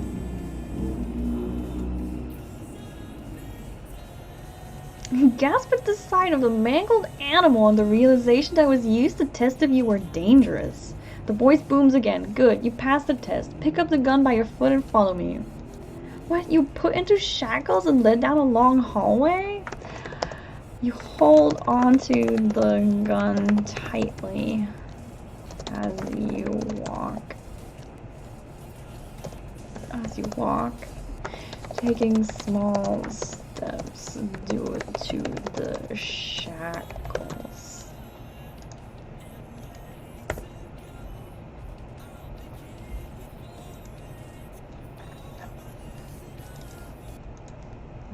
Alright. The leader says, take off your blindfold in here. What? The walls are lined with guns of every size and color. Some have long barrels that are thicker than your leg. What? Others are small and compact. They are all categorized by either red, blue, or yellow colors. What is going on? What? The leader says, this is the armory. These guns are some of the rarest and most powerful weapons in this world. However, only a select few are allowed to access them. You, my friend, are one of the privileged few.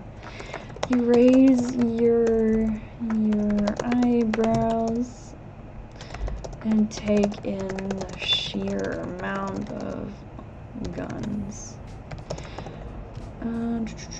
This must be another test.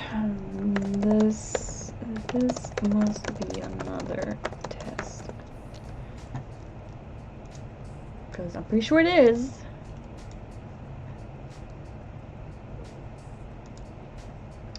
This must be another test. There's no way you got here by chance. Now, let us get to business. You have passed the gun test. Therefore, you may take any one gun that you wish.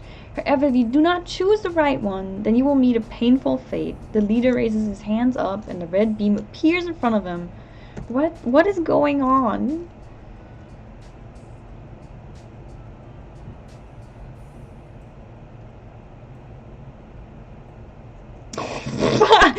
Oh, What? It manifests into a single gun, sitting on a velvet pillow. He lifts it up and displays it for all to see.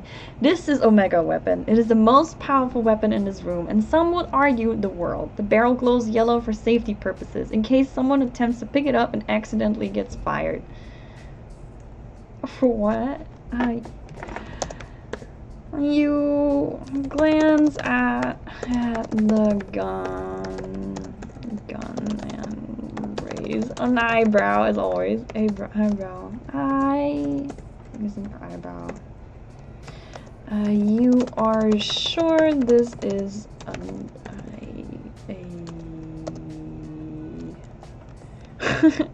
a trap, and you will not take it. No, I'm not taking that. It's just like a tiny Omega Weapon on a little pillow. Choose the correct answer. The correct answer is number 2. Sorry, but you did not choose the right one. As such, I will punish you by hitting you in the head with a frying pan. What? Come on, AI. That's... No.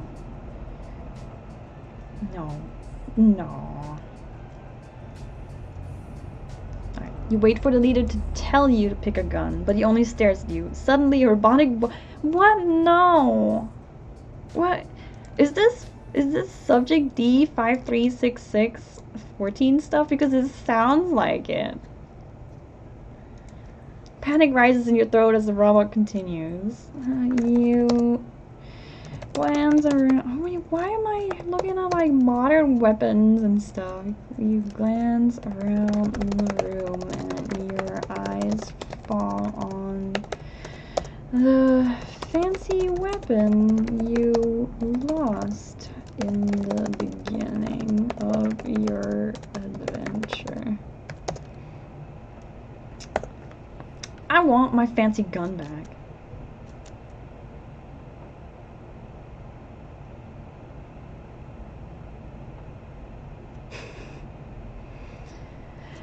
It is still in its glass case, taunting you with its flashy design and beauty. Subject has made their first decision. Subject will now make their second decision. Decision must be made now, the robot says, and the countdown begins. You shrug as you stride over to the weapon and... Okay, first I'm gonna say, well, I am glad to see you again. You yell, and as you shrug, you come on, stride over to the weapon and swiftly, stride over to the weapon. How am I breaking the glass? I want to break the glass a cool way. You grab the nearest object and break the glass. I want my old weapon back.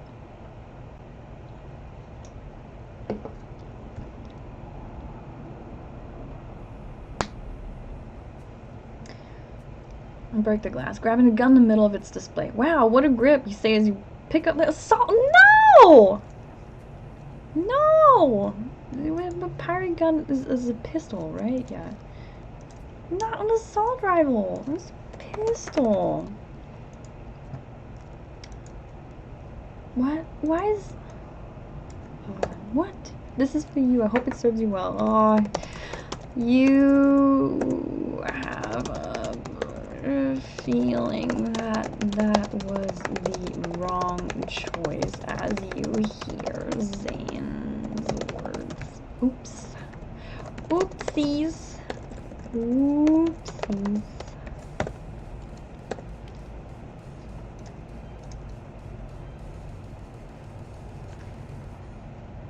Let's see. Let's see what did I mess up now?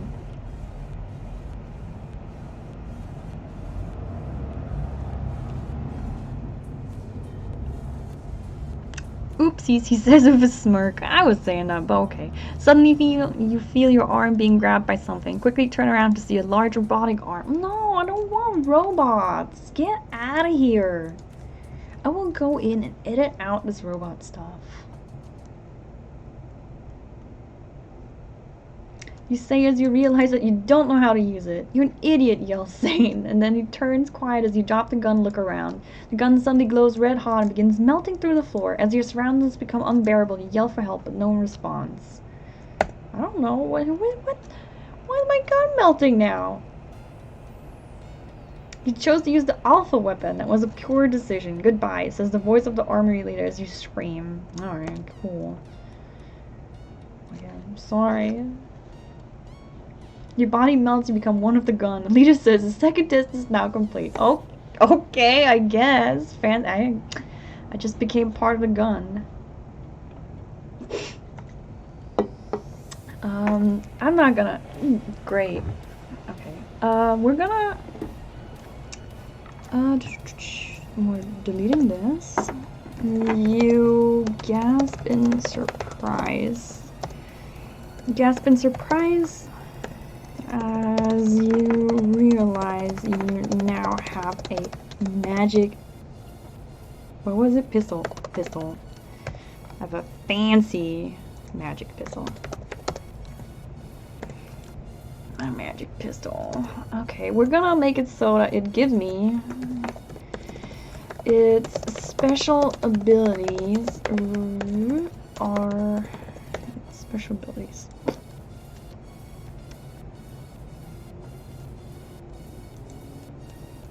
No, it I don't even know how it works.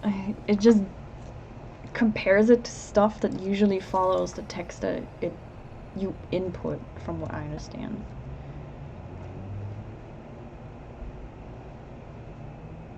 Yeah, I'm sure, but I don't care. This thing has so many Black Mirror and Twilight Zone moments. Like, one time it complained that I'm playing at 6:30 a.m. Then I used to not play with my name and only in U format, and it called me Victoria out of nowhere. It's too close to the name. Oh, I'm pretty sure it's trained from user input, because that thing, how would it know all the, like, not safe for work stuff by the way? Anyway, the special abilities.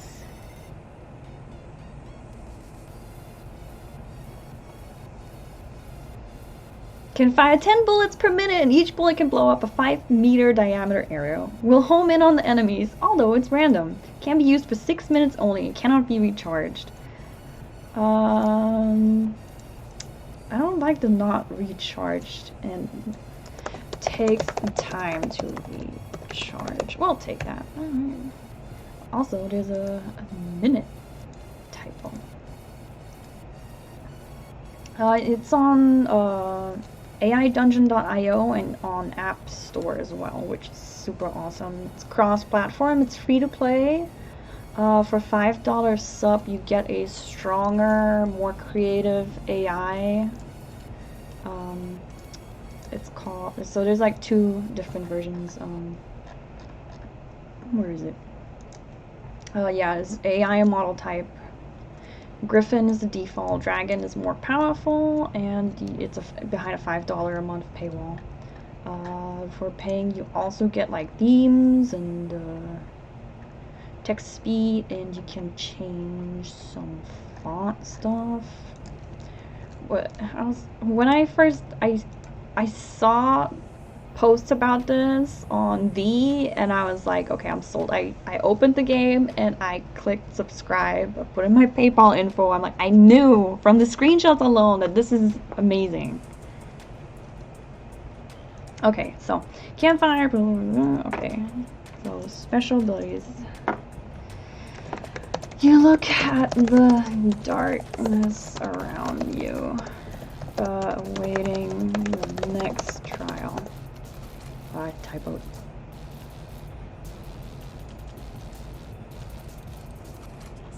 Do you really believe that it doesn't learn? There's no way this thing is not learning.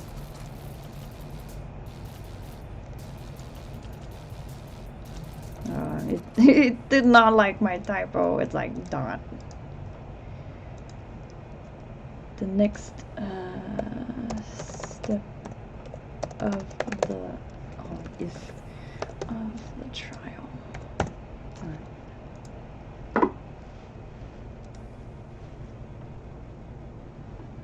Why do you not know what comes next? I don't know what comes next. You walk on into the darkness. You come to a fork in the road and must choose which way to go, left or right. You've always had a preference for the left side, and choose that.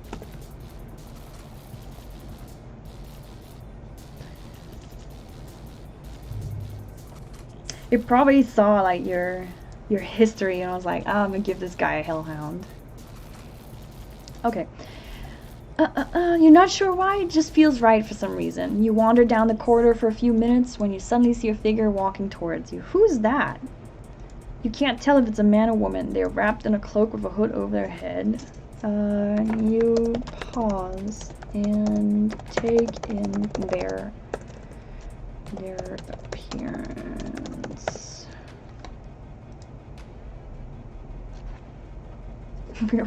We are doomed. I mean, just imagine a few years, this thing can just make you a video game. People are already using the picture generating parts where they create characters that appear in these stories. Alright. You pause and take in their appearance as the figure approaches you. They seem to notice you at the same moment and stop. You feel a cold wind blow past you, chilling you to the bone. I don't have time to speak with you, says the figure in a rushed, muffled voice. I'm on a tight schedule. You gasp at the rudeness. I'm pretty sure that your history on the internet is full of hellhounds. Yes. Anything you've ever done is probably, you know, it's out there. Who are you? You gasp at the rudeness. The figure takes off their hood to reveal a wrinkled face with gray hair. You can see the age in her face and tiredness in her eyes. Let's just say I'm someone who wants to help you on your journey. You shrug at the words and accept the strange offer of help. Alright. Alright. Hi.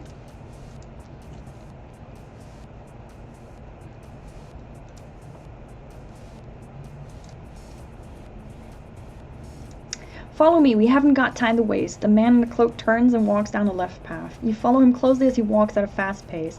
So what's this all about, you ask? He continues to walk without saying anything. You begin to think he didn't hear you when he responds.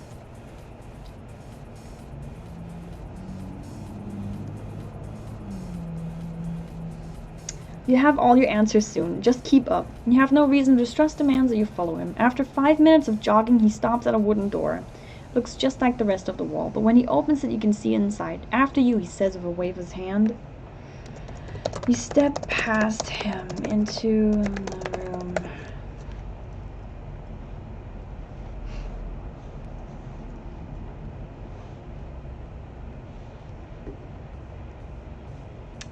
Sit down, we're just waiting on 2 more guests to arrive.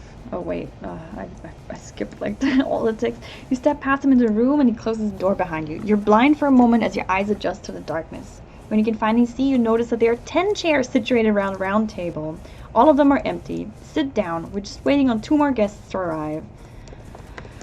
You do as you are told and take a seat.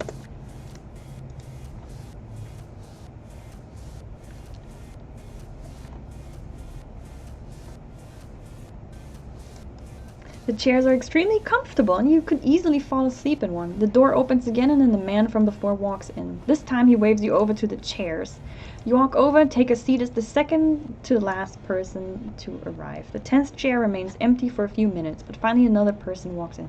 Okay, it's kind of like pooping itself. It doesn't do well with numbers, so this is probably going to be confusing. Alright, you look around to see who it is, but the new arrival takes their seat before you can see their face.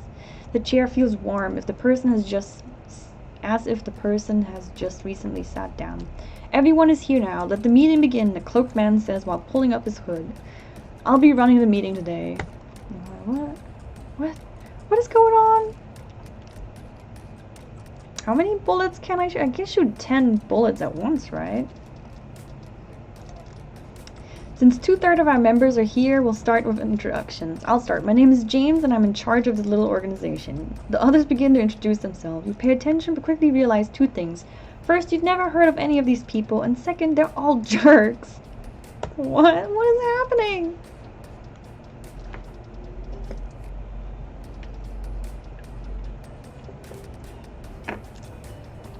Stop being a sissy and put some force in it, Robert yells.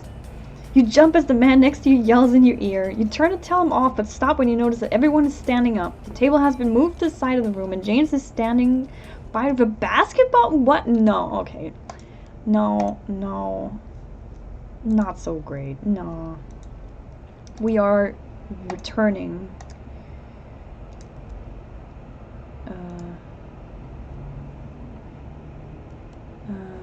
We are returning back to the door, and we are re-rolling completely because this is not making sense. There's no basketballs in Pirate World. Come on. You walk inside and see a beautiful lounge just behind the door. A large glass window takes up most of the back wall, overlooking a lake. Large, comfy chairs sit around a glass coffee table. The room is well lit, and two doors, and one on the left and one on the right, are the only other objects in the room. You spin on your heels. No, we're not having 1 versus 1 to ask the person about the room. I don't know.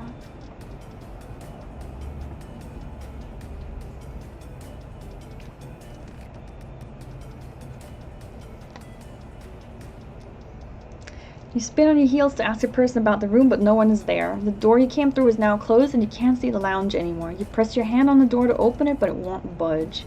You bang on the door and scream for help, but no one comes. What's going on? Where are you? You yell out.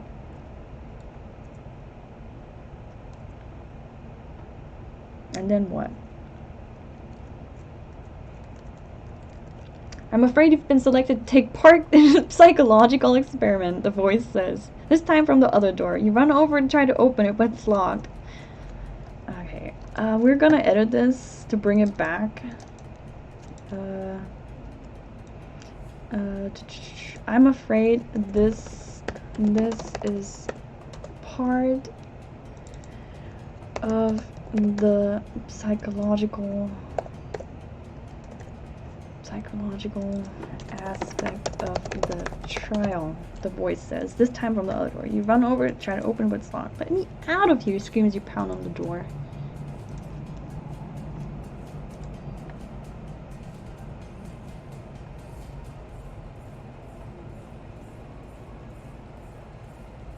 I'm afraid I can't do that, but have no fear, you'll be safe here. The room slowly fades to darkness as the lights go out and leave you in a void of complete darkness. You scream for help, but it's no use. You're trapped here with no way to escape. You realize the futility of the situation and walk to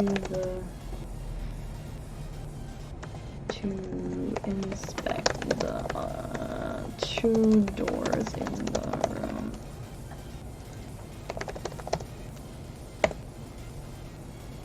Let's see, before we rate how the AI is doing, if it's gonna give me poopy stuff again.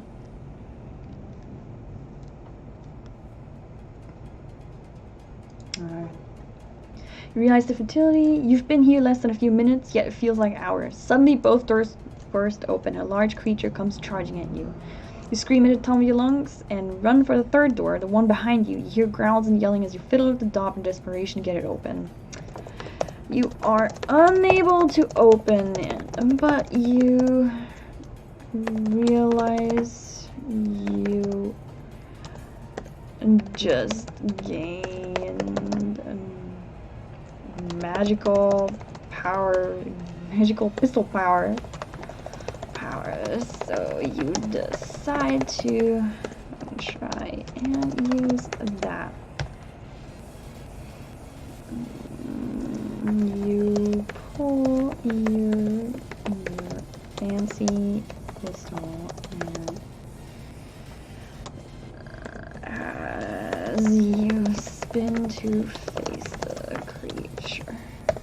Oh, I'm just gonna shoot it. I'm gonna shoot everything at once with my 10 bullets per minute. That can, I need to copy this part. Yes, blah, blah, blah. Okay, the creature looks similar to a werewolf, but 3 times the size and black as darkness around you. It has long white fangs and blood-red eyes that pierce your very soul. As you stare in terror, it shows its pointed teeth and ground prepares to strike. Paste this.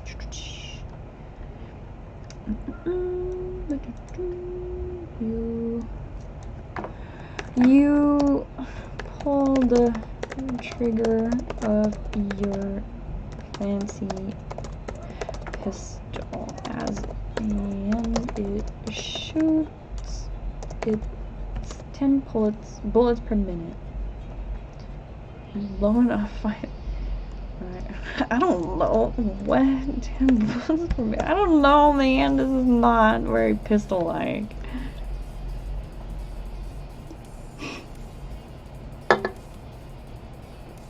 I am confused. You manage to hit the creature several times, yet it doesn't seem to faze it. In fact, you're not even sure if you even felt the bullets hit it. As the creature leaps at you, you feel the impact of its jaw on your shoulder. You're torn apart as you scream in pain, and then you die. You wake up. I'm not dealing with this. This is enough. It didn't give me a, like, you're dead. No, what? No. Nah, we're doing this. This is not great.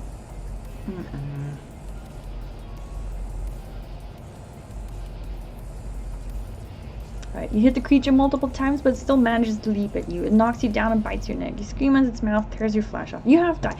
I don't want to keep dying, man. What is going on?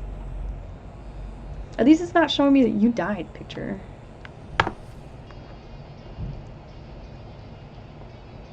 Alright, this time it dies.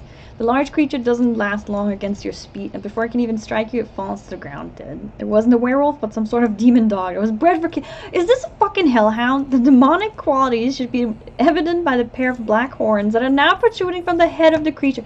Bro. Do hellhounds have red horns? Or black horns? I swear to God. I swear. Swear to God. I swear to God, that is looking like horns to me. Alright, you know what, Rain, this one's for you. You step towards the creature and stomp in it, or you just kind of mean. Step towards the creature and give it a kick. To make sure it stays down where it belongs. Only a dead hellhound is a good hellhound. Rain's not even here. It's missing out.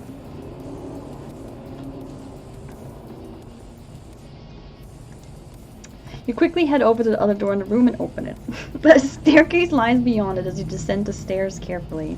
There are a series of stone doors that line the wall both sides of the staircase. Each set of double doors is labeled with a number and a list of names.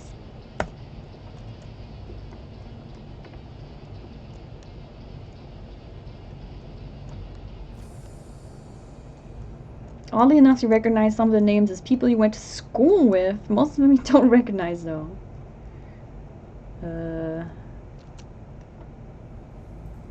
I don't like this. I'm re-rolling. Just not. Come on, give me better stuff. Come on. This trial is dragging. I said it would be grueling, right? But it's a bit... Okay.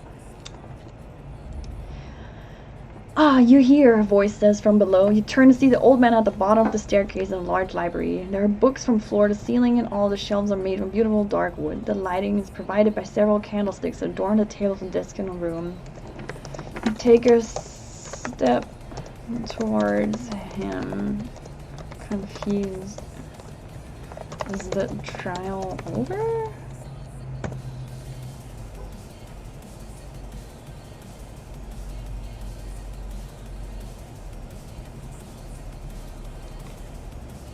He laughs as you approach. The trial has just begun, my dear. He looks at you and stares into your eyes for a moment. You feel an ominous chill overcome you when his gaze meets yours. Come with me, he says. He turns and walks towards the bookshelf. You follow close behind. No, I want to get out of this trial business. This is boring. I got my cool gun ability that can shoot a bunch of... Now we're talking about cryptids? What? These shelves contain every story about cryptids I could get my hands on. Each of those doors leads to a room that corresponds to the numbers you see on the doors. He points to one of the bookshelves. What? Bro, what? Cryptids? Why? That over there, he points to a book with a blue cover, is an encyclopedia dedicated to cryptids that most people consider myth or just simply don't have enough evidence to prove. No! Oh, I clicked that wrong button again. We're getting rid of this cryptid bullshit. This is not... This is pirate story, bruh.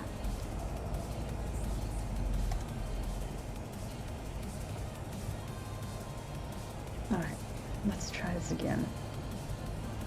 I want pirate stuff to happen. Maybe if I adjust my pirate hat. Okay, he approaches the shelf and opens a small door at its base. He takes out a key and opens a small box that is mounted to the wall. He reaches into the box and takes out a cassette tape. Takes out an item. And 'tis but the beginning, dear Aine, he says. He hands you. Alright, let's see. Let's re-roll on what he handed me, because I don't know. We're not doing cassette tapes.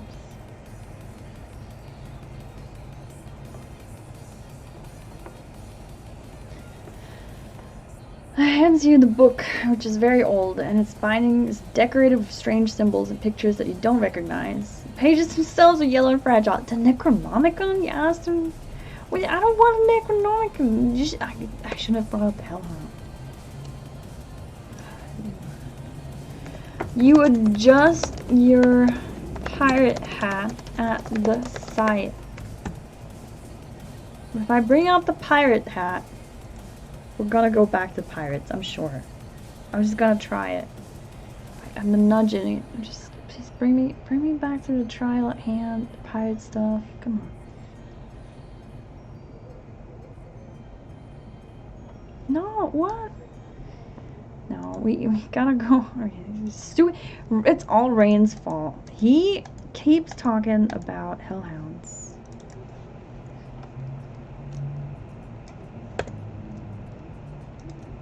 We're deleting the Hellhound reference, which has been burning us as we went further down the rabbit hole.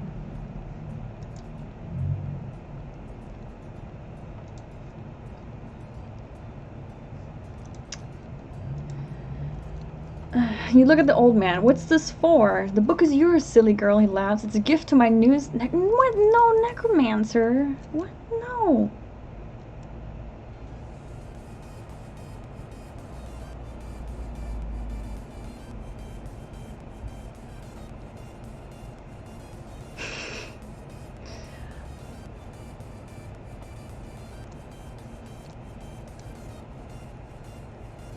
No, man. These responses are a little bit out there. I'm like, no, man. What? No. I'm not even reading this.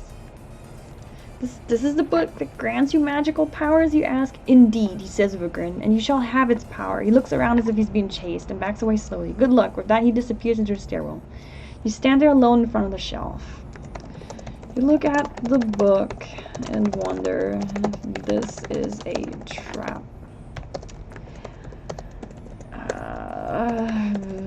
The only mention of magic powers so far have been dark ones.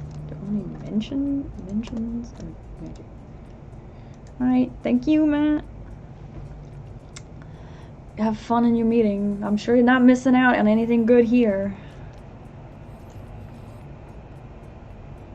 Okay. This book looks very old. The leather cover is strange. You have no idea what the symbols and words written in it say. You wonder if you should even bother reading it. Or just drop it and forget the whole thing. Recommended option. Burn it. That book sounds dangerous. AI, what? You shrug and open it.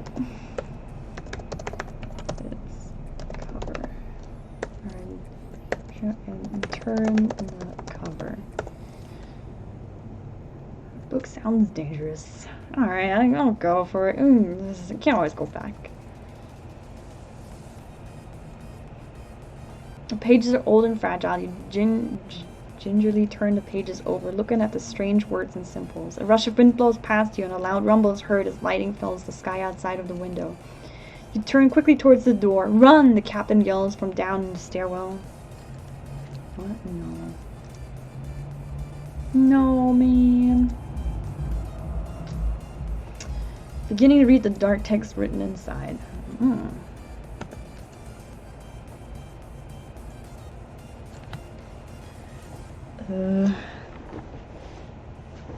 Okay, first couple pages just seem to be pointless introductions and praises to the author. You skip past them, begin reading the content. You read about curses that can summon demons from other dimensions, rituals that can raise the dead, brews that can turn werewolves into large monsters made of pure axes. No, man. Alright, we're going back. You shrug. No, this book business is not good.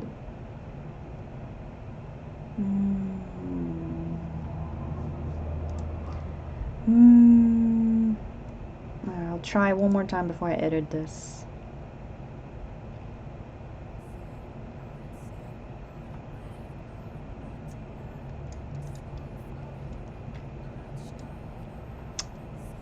Yeah, I don't like it. Okay. You feel the dark energy emanating. I don't even know how to write that. Emanating. One M. Okay. Emanating from its very materials, and you decide to push it back into the bookcase.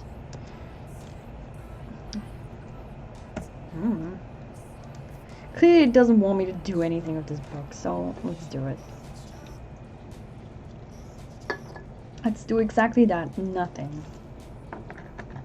As you push it back into the shelf, you feel something sharp jabbing your hand. Ouch! You pull your hand away and realize a small piece of wood is punctured through the skin of the tip of your ring finger. You look at the bookcase and see that one of the pieces of wood is indeed splintering and sharp. Okay. No. No. This is not going anywhere good.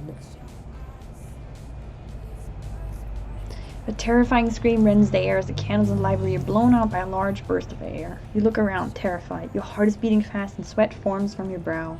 You are being watched. Suddenly you see a dark shape moving quickly away from you.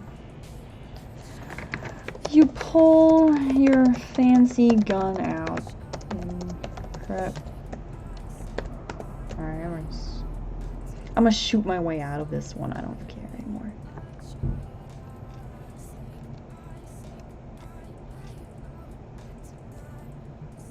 Pull your fancy gun out of your holster and fire it where you think the shape was. Several small yelps follow the shot and you hear a thud. You can't see anything.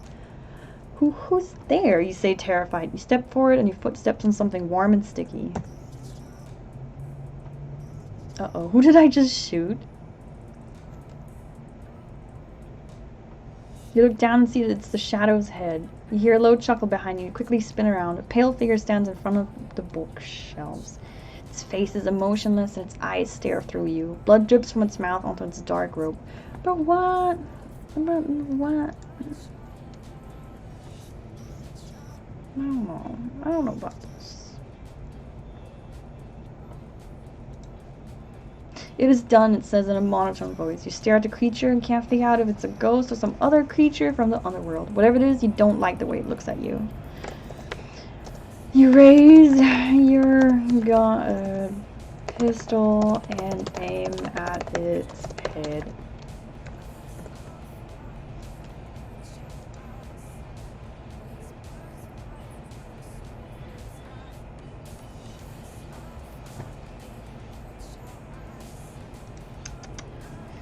Get away from me, you say, terrified. Yes, get away, the creature says in a dull voice. The creature takes a step towards you and you fire. You take a step backwards and trip over the head of the shadow. Did you forget that my gun has the ability to, what was it?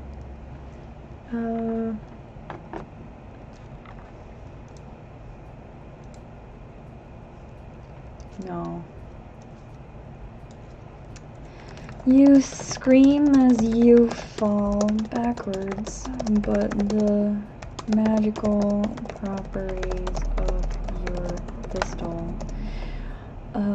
activates, and its bullets hone in on the creature. What is that? What else does it do?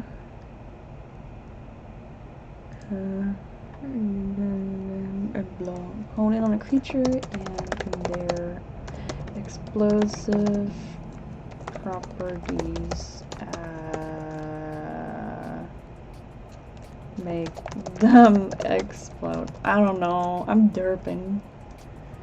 The explosive abilities make them explode. Yes. That's what happens.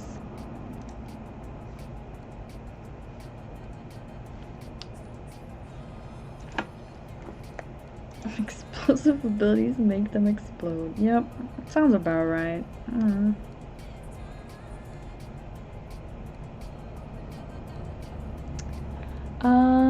The creature's hit in the chest and it flies backwards. You watch as the creature turns into a billow of black smoke and engulfs a nearby bookshelf. Smoke disappears and you can't see the bookshelf anymore. It's like it vanished into nothingness. You hear another chuckle from behind you. You sigh and ask, is this trial business almost done yet? And then you spin around to the voice.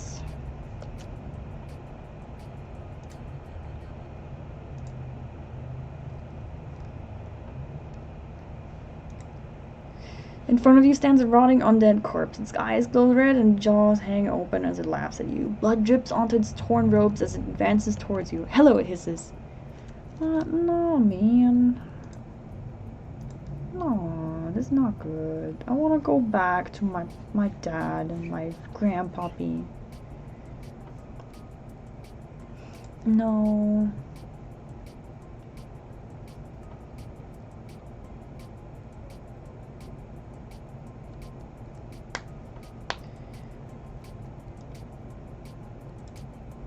Now it's a vampire. I'm sure this dude is a vampire. You raise an eyebrow at the side. This is probably a vampire. Before you stands a tall man with long black hair and a goatee. He wears red and purple robes with strange symbols on them. In his hands is a wine glass, which he lifts to his lips and takes a drink from before setting it down on a nearby table. He chuckles at you as he strokes his long black beard. You raise an eyebrow at the side. You've never seen a mage use gestures before? A mage?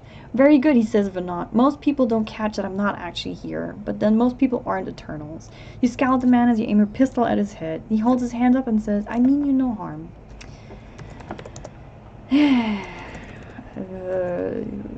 Why do you say I am Eternal? You whisper in confusion, fearing that you failed your trials and are already tangled up in the darkness. You're already tangled up in the dark magic. I'm like, did I mess up? I don't know, bruh. I don't know.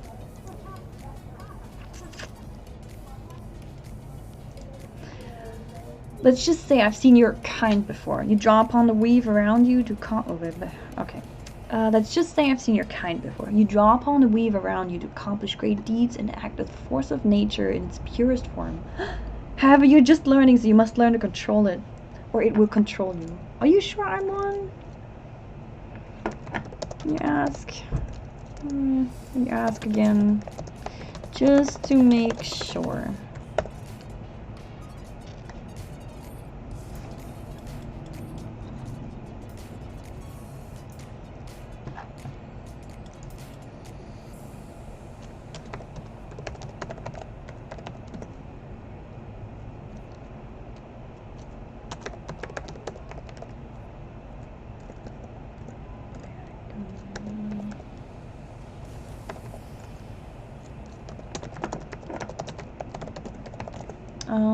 Okay.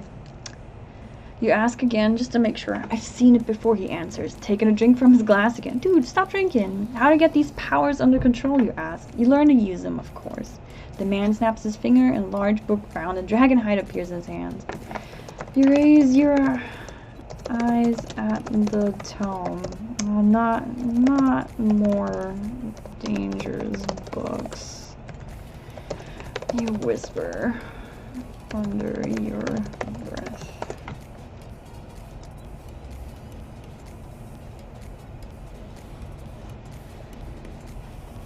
Let's see. The man smiles. You don't think you can learn the necessary skills from a book, he asks. You shrug. I am stuck inside a dream full of trials. I wouldn't be surprised if I was stuck here for a long time and had to learn every page by memory.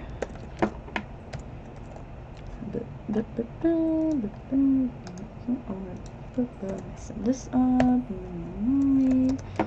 You say sarcastically. Okay, if I let the AI know that I am still in this trial and trying to get out inside a dream world or whatever, that maybe it'll... The man chuckles again and says, not exactly what I had in mind, but I suppose that will do. Now then, if you would open the book, you will see that it is in your own language. The pages contain more information about your kind. It will explain more of what you are, as well as give you insight on how to train yourself. You look up at him.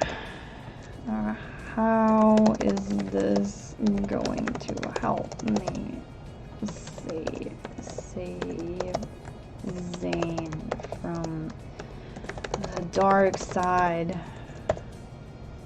I don't know. How do I get back on track here? Oh, what am I doing? Oh no, it's the wrong button. No, I didn't mean to open that.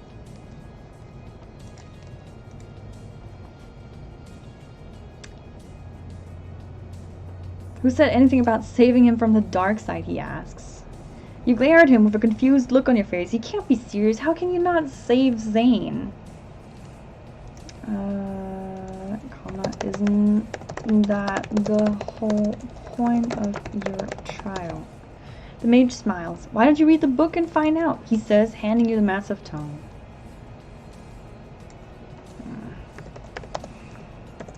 Take it. Sway it upon your hands and take a glance.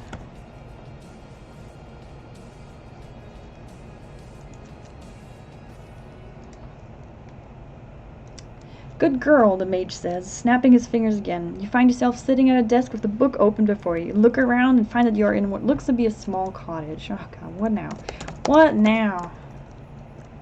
Ugh, I don't like it.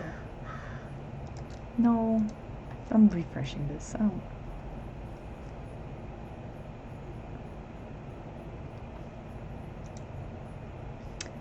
You take its weight upon your hands and take a glance inside. It is in fact in your language, and you recognize some of the symbols used to make the words. Where did you get this? You ask him.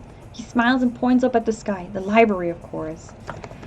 You shrug at the nonsensical answer and focus back on the text before you. Okay, let's make it tell me what the text is by saying that.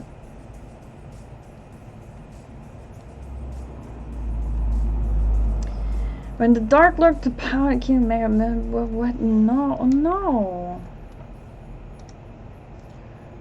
We do pirates. We're not fantasy dark power time. What? I'm not dragon. No. No, no. Okay, so we need to go back and remove the freaking dragon hide.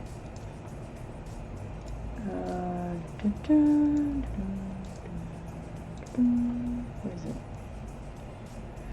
A large book. Dragon. I get rid of this dragon shit. Alright. Oh, we got rid of the dragon. Maybe that'll help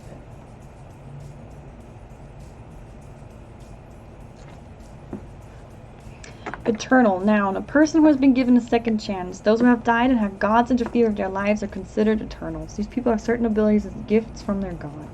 They must follow the will of their god or face their god's wrath. You shut the book closed and sigh. I've read enough. I'm done here. This is not pirates.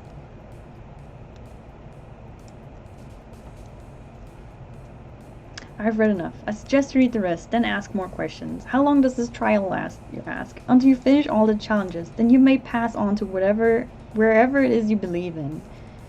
He answers in a vague way. Alright, you start to say something but then stop yourself. You realize this is the end of the trial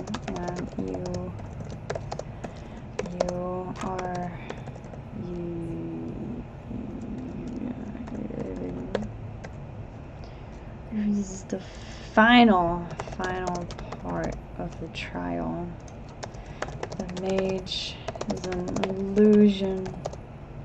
The illusion trying to trap you in this world for all eternity.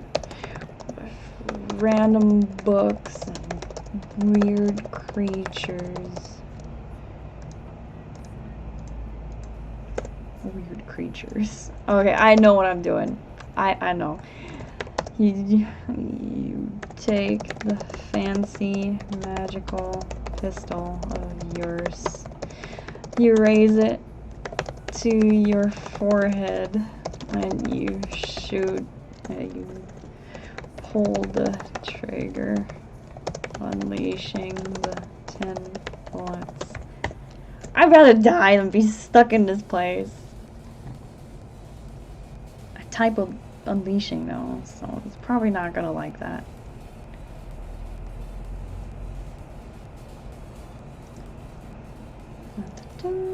Unleashing. Fixing that. For a second you expect to be dead, but it seems the bullets were trapped inside the gun. You dropped the weapon in horror before you laughed. No! I wanna wake up, son!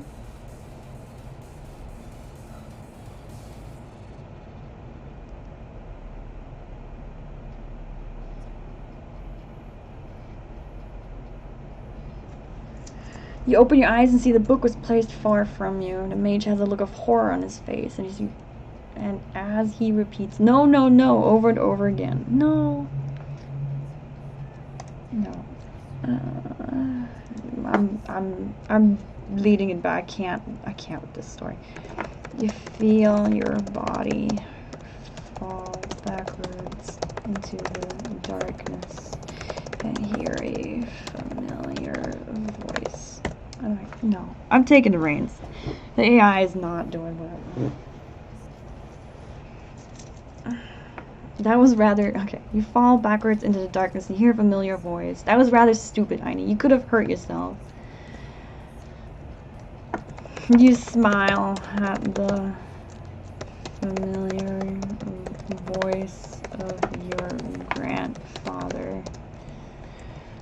I'd rather be dead than deal with this any longer.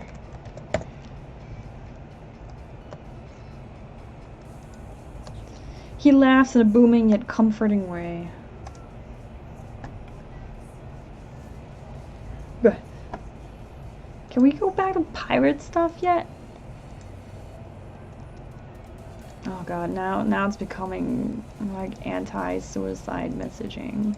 Now, this is your fate. You need to embrace it. Why, you ask? It is how it is. That's just the way it is. You nod. You nod. Ratatouille it is. You nod. An understanding. This is a little inside joke, but I'll leave it at that. Yes, it is. Now you shall stay here forever. Figure out what the next stage in your trial is. But you don't listen because you're already dead. No, I'm not. I'm not dead.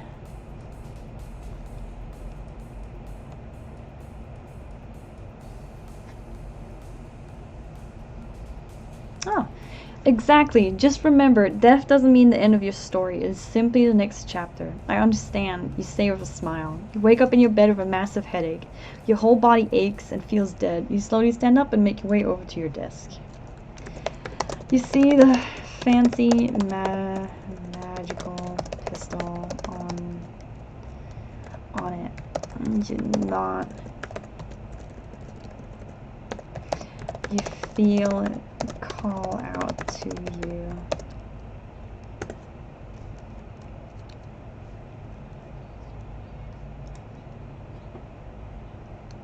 Alright, okay, it doesn't know what to do. Okay, so I woke up finally. So obtaining this. Obtaining this. So obtaining this. That was the point of the trial. You whisper to yourself as you lay your fingertips upon it. Alright, we're steering this back.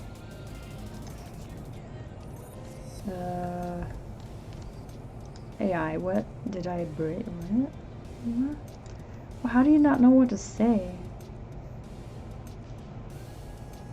Try again. It feels cool to the touch. You look at the pages of the book that you read laying on your desk. It's some sort of riddle. No, what? Okay, you smile at the magical response of its... You smile at the magical response. Magical reaction when you touch it. You turn around and see a smiling face. I'm like, no, we're turning this around. We're turning it all back to pirates now. It's pirate time. What did you think? Your grandfather asks. The book gave me a headache and the pistol nearly blew my head off, you answer as you rub your head. The book represented the never-ending information of the library, and the pistol was to represent the fact that there's danger everywhere. You shrug. You shrug. Alright, no. You're not. Even the... it doesn't make any sense at all to you. You take the gun and slide it into your belt. Are we good to go now? Question mark. Are we good to go now? It's pirate stuff. Of course, Aini. Of course. He smiles and nods. You write the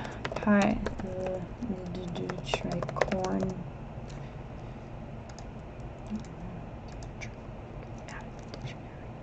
You write the tricorn on your head. Head and not back at him. Let's save Zane. Alright, let's do this. Hi, Lyrical Miracle. And yes, oh my god, AIDungeon is amazing. I mean, this story is kind of... doesn't really... I think what I just entered is a little bit too final. Let's leave Zane and say... Alright, let's see.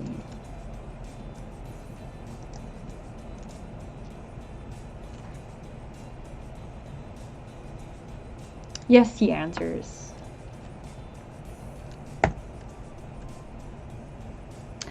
I did try multiplayer, but I don't know how it's supposed to work, really. I don't know how to explain it. I can't figure out the formatting.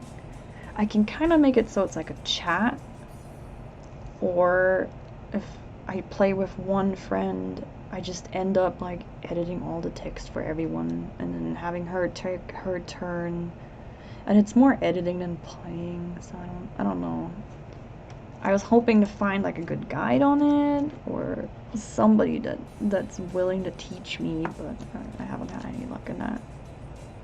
If you want, and you have it, throw me a link as long as it's streamable. It's time to save Zane. Alright, come on, let's go somewhere with this.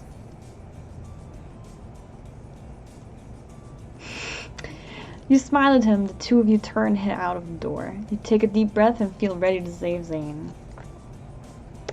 However, I don't know where to go from here, to be honest. It's kind of run into a wall with this trial that was poopy.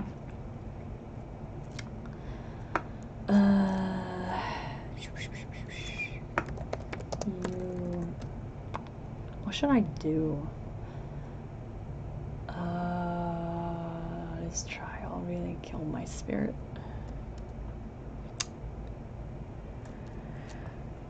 I need to look back up for a moment too. In trial, business was horrible. Awful weapon.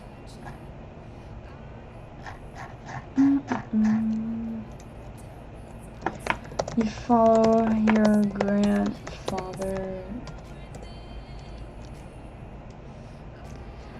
So when we leave the house, Zane will be able to reach us again.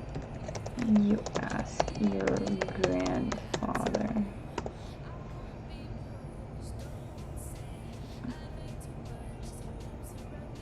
I mean, there's a really good guide that some people have put together from 4chan. That kind of set me up pretty well, but they haven't done any multiplayer at all. They're not interested in that.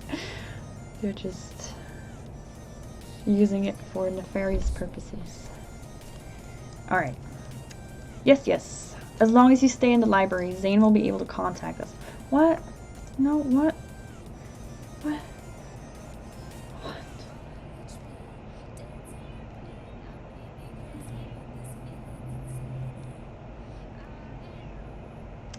Oh yes, once we enter, I'd say leave the barrier. You'll find us. Okay, I don't. Where do I go from here? I want to have like a fun game, not this dragging right now. You're not in acknowledgement. Not an acknowledgement. Let's do this. You take a courageous step over the door. Over. Step outside the barrier of the house.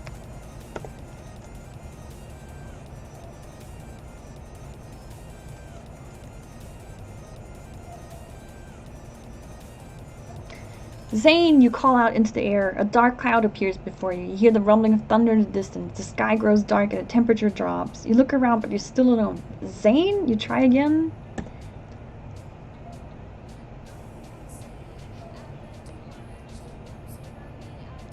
You hear the sound of 1,000 birds fluttering their wings as they take flight. You look up and see 1,000 upon thousands of birds filling the sky above you. You shield your eyes from the sun with your hand and stare in awe at the spectacular view.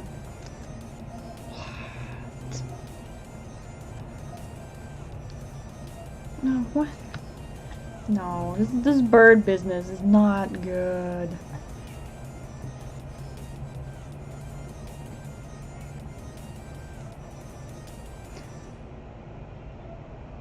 Okay. Suddenly a bolt of lightning hits not too far away from you, causing you to fall over. You look up in front of you. Zane stands before you. He looks as tired as the last time you saw him. His body's covered... What? Zane stands before you. A smile on his face.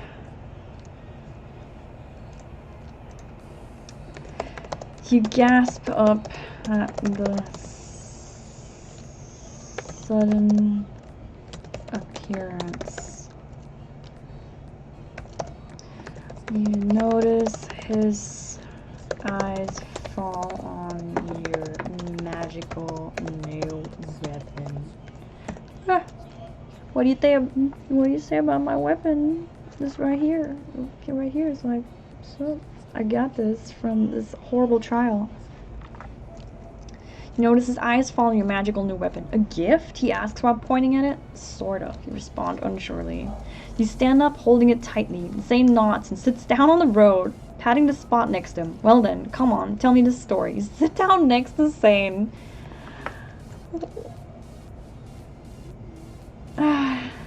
You tell him about the lengthy, annoying trial. Lengthy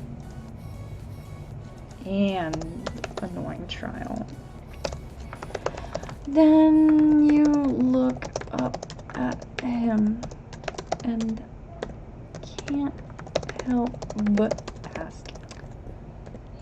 You know, the dark side right now sounds kind of cool. So, what's the benefits if I were to join the dark side?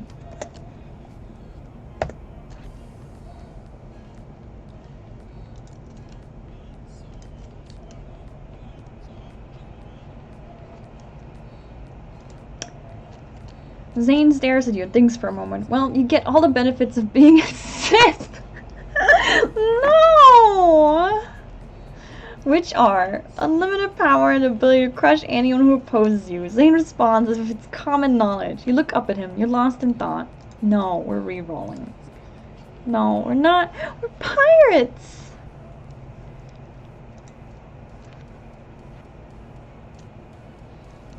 Oh, I like this answer a lot more. The dark side, he asks while chuckling. There's no dark side or light side. There's only the way that will benefit you the most and the way that won't. You smile. Zane has always been able to see things in a positive light. You look up at your father.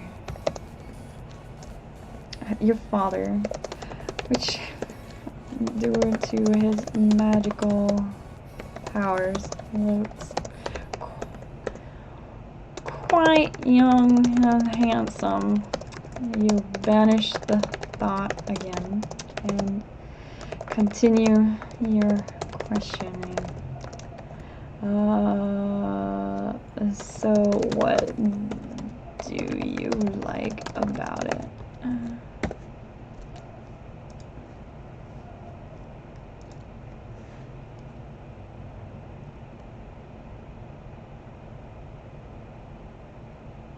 Oh, I like the ability to get things done and the freedom. You think about this answer for a while.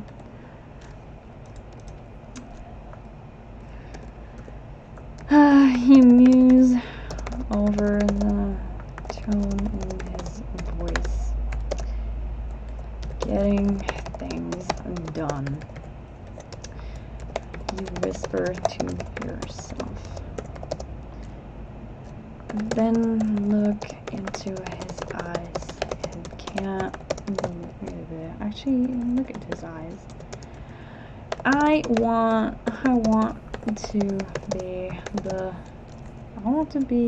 to do pirate stuff. Not this magic. I just want to do pirate stuff. I'm just gonna leave it at that. I just want to do. I'm dressed like a pirate. We're here for pirate things. Let's do this. Then you should join my crew. Your eyes light up. This is what you wanted to hear. You nod furiously at the thought of pillaging and looting with your father. Great, Zane smiles. Now shake on it. You look at him in surprise while he extends his hand out towards you. You muse on the situation. Your grandfather wanted you to save Zane from the dark side. But joining his crew sounds pretty cool.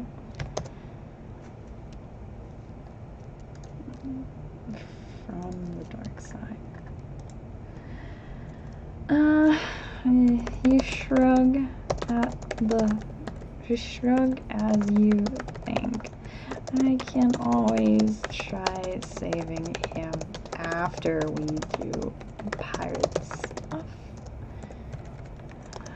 You reach for his hand and I don't know. AI, come on, don't tell me you don't know what to do. I don't know what to do either. Okay, you place your hand in his. Your hand, not both of them.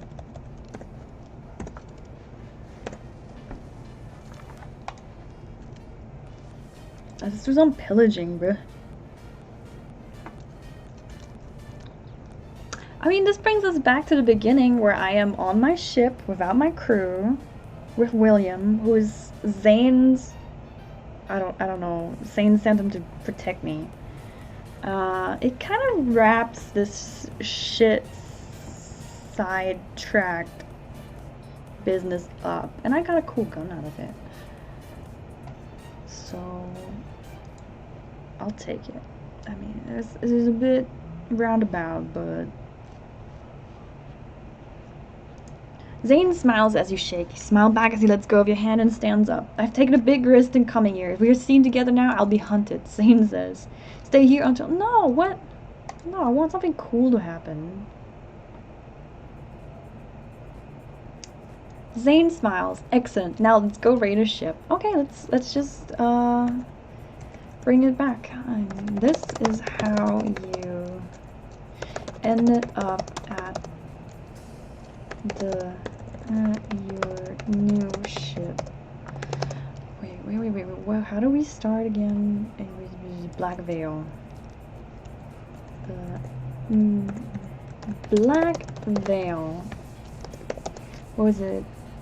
A very large and expensive vessel.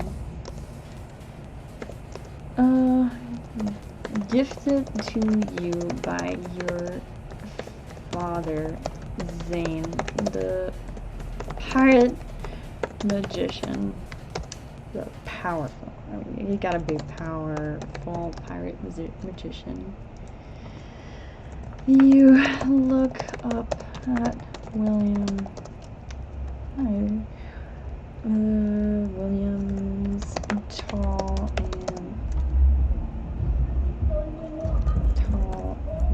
William. Look up at William and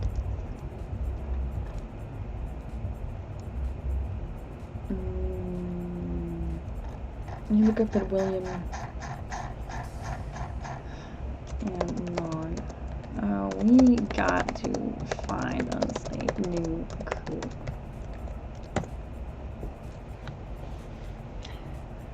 But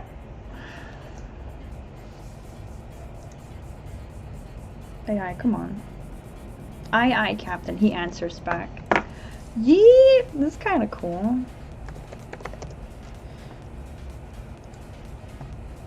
We did have another ship.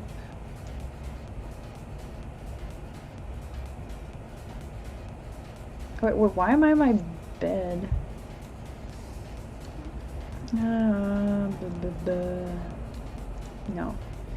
So,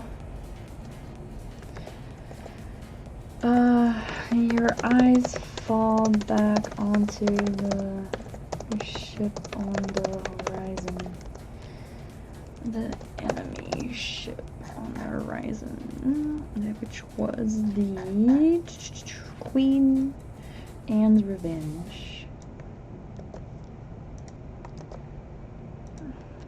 Horizon, the Queen Anne's Revenge. You clasp your fingers around your magical gun and nod towards it. How about we just take some of theirs?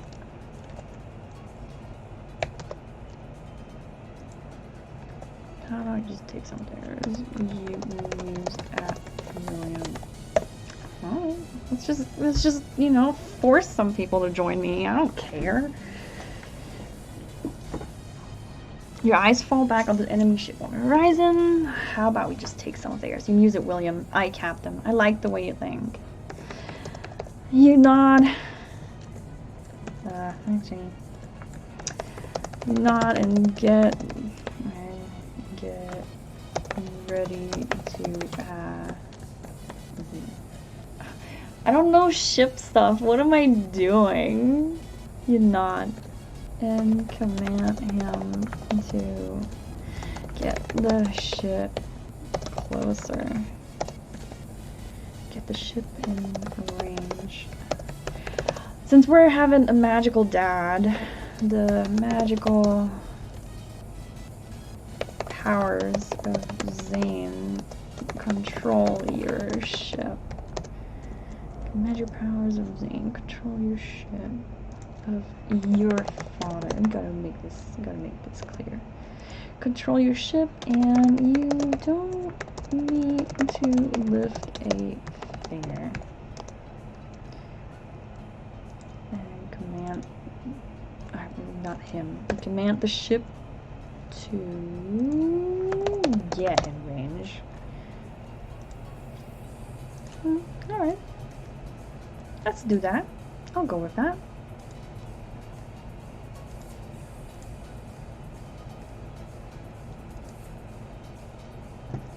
Alright. You just need to give simple commands. You stay on deck, ready for your gun battle. Ready your gun for battle. The enemy ship is close enough now for you to get a good look at the sailors. William stands behind you, preparing his own gun for whatever you decide to attack first. What do I attack first? Also, this doesn't make any sense. Like, I'm just driving up with my ship to this other ship and looking at these people. I'm like, you are a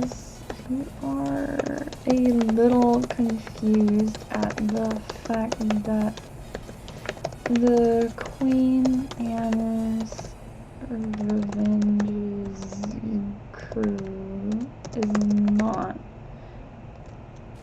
immediately firing upon you.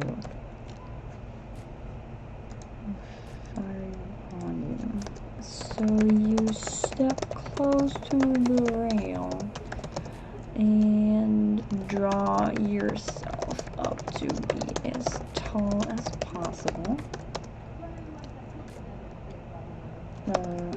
Considering your height of 5'2".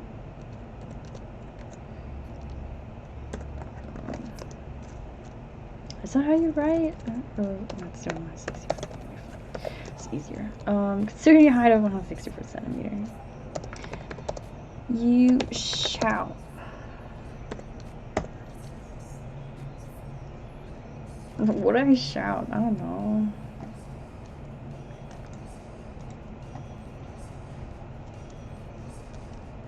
Across to the other captain. Ahoy there! Why are you... Wait, what? No. Why are you not firing upon us?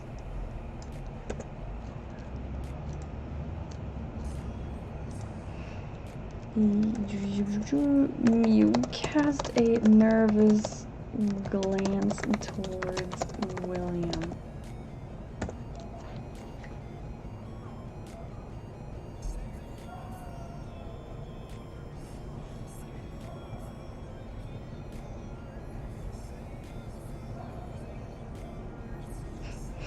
You cast a nervous glance toward William, who is nodding at you in encouragement. He's like, yeah, you go. You take a deep breath and you try to think of what to say to the other captain. Ahoy there! Why are you not firing upon us? There's a pause on the other ship. Then a blonde head emerges from the deck, followed by a very well-tanned face.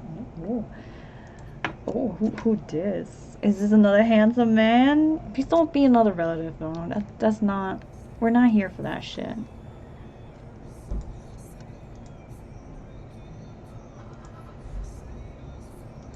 What? Oh no! Okay, so I guess this is a sibling anyway. Oh my god, why?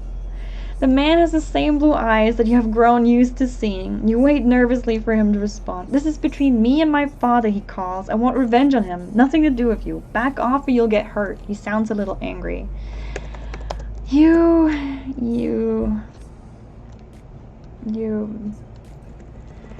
As realization sets in that you are looking at another family member of yours, you lose a little bit of your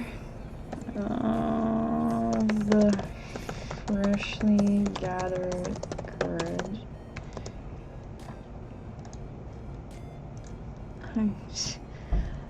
So, what did Zane do to you? You shout at your newly met brother. So I guess Zane is just the father of all these pirates, and my father, and he says it's a private matter. He shouts back angrily, just go away and leave this feat. He disappears from the deck. You sigh, not knowing how to respond. Your hand tightens around your pistol grip. William places a hand on your shoulder. Leave it, laddie. You shake your head in anger. But I want a crew. What's stopping me from killing this kid, this guy, and taking over his room? Wait, what? No, shake your head. No, actually, no. So, no. I need to find out more. Whisper, determined.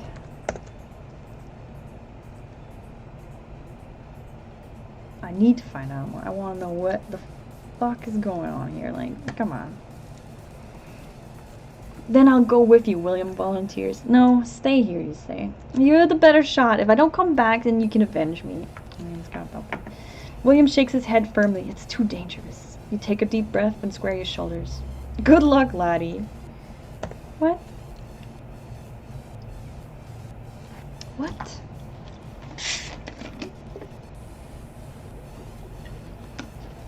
Find my body. Bring it back to the ship? You walk forward, pistol in hand. William grabs your shoulder, but you shrug him off. Move on to the enemy ship. You hear a few warning shouts behind you, but you ignore them. March up to the door of the deck of the other ship. Alright, that's where the dude was. disappeared. You ignore the commotion behind you and reach for the door handle. Alright, you guys, you can shout around behind me. I want to know what's going on here. So we are going to find out what is going on here. You feel a bullet graze your temple and whirl around to see the enemy. Pistol raised. You catch a glimpse of a man at Captain's hat blunderbuss. No. No, we need to like write in. You know William will keep them engaged and confidently open the door and follow in to find the blonde man. Familiar blonde face of your new brother. Your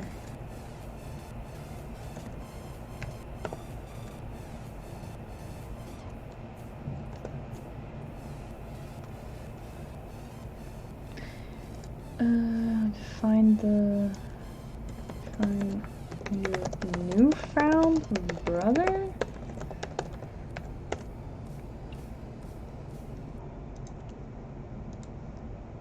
Is a sibling you just newfound? I don't know. That's turn the page for a sneak peek at the rest of this thrilling adventure. Pirate Story 2 from the Promised Land. Okay. You step into the room to see him spin around you in anger. I don't know.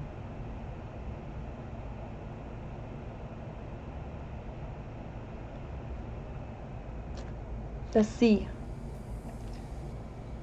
Oh wait, what? You stumble back as he kicks the door behind you and locks it. You stare at each other in silence for a moment. We need to talk, you say, raising your pistol. He stares at it in interest before looking back up at you. What are you going to do? What are you going to do? Shoot me? I think I just might. But I will take my time doing so, considering you seem to be my sibling. You hiss. He's rude to me. I'm be rude to you. That's not nice.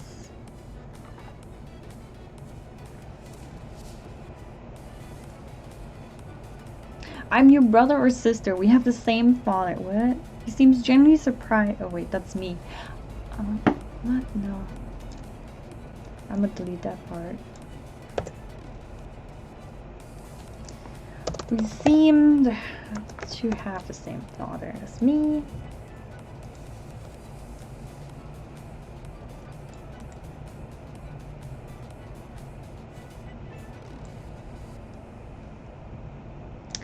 We're editing this. Blah, blah, blah, blah, blah. So I say we seem to have the same father. He seems genuinely surprised by this news. Father had a family? He looks angry for a moment.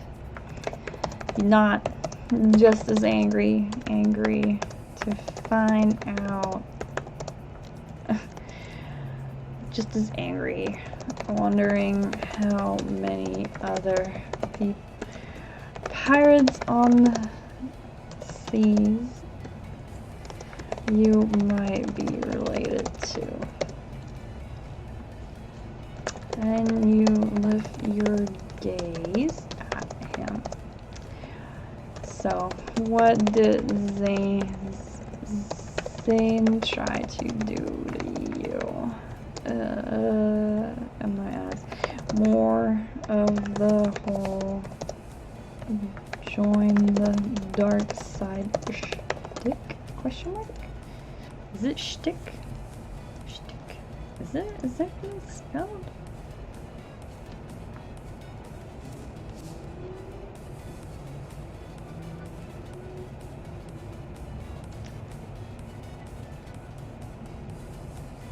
You make your best attempt at a good impression of Zane.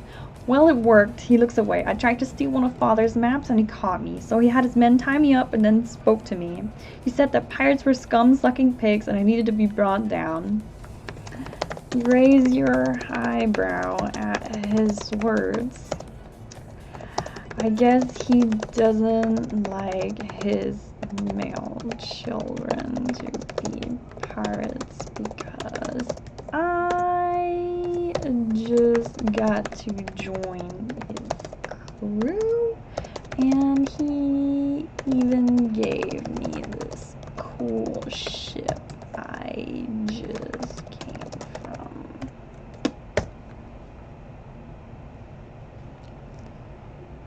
Like, Zane, what are you doing? So you're leading like multiple lives at once, Zane? Come on. He spreads his arms out and points around. He left you here with the crew that he already had? Wait, what?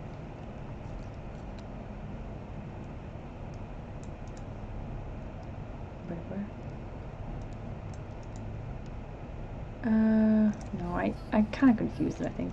You raise your eyebrows at his words and speak.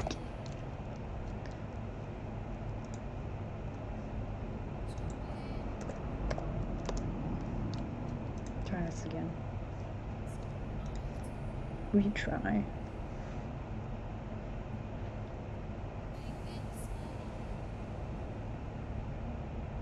What? He is surprised, but then continues, well, he's not exactly a family man. My mother was just some island girl he happened to like, and when she got pregnant with me, he just kept her around as a slave. No wonder she left as soon as I was born. Ooh. He raised... Oof. Oof. You exclaim at the... I don't know what else is like, oof, that's kind of awkward.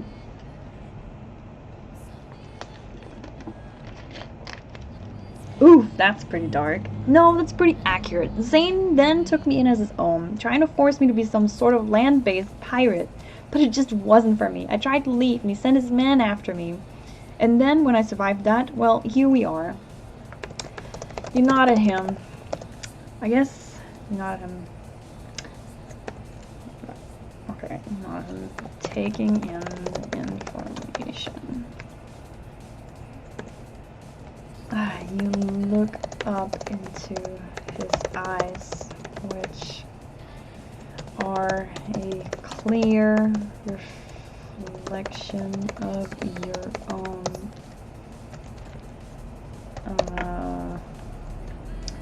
Okay, I have an idea.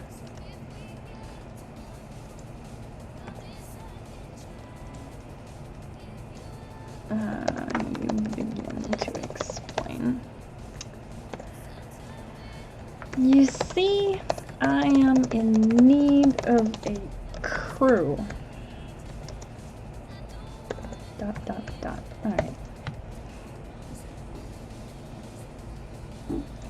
He listens intently. I just recently found out that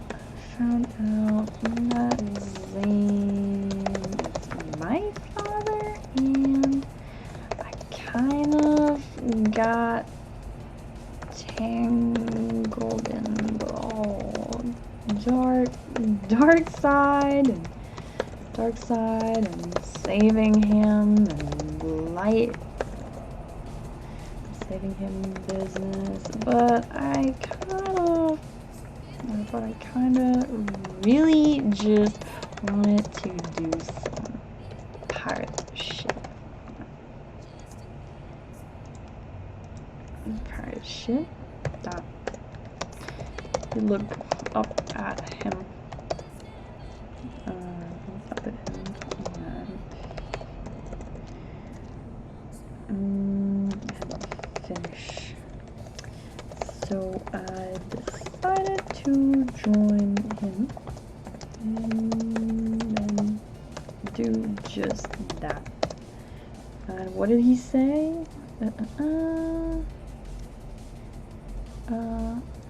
And plan. Well, here we are.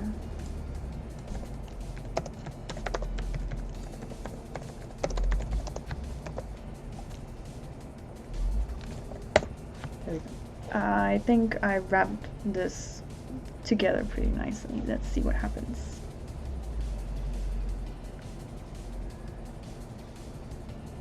He seems confused, and you explain a bit more. Basically, I'm saying you can join my crew. He seems to think about it for a moment, and then he gets this wide grin on his face and laughs out loud. Sure, I can do that. Count me in. Alright, brother. Alright, bro.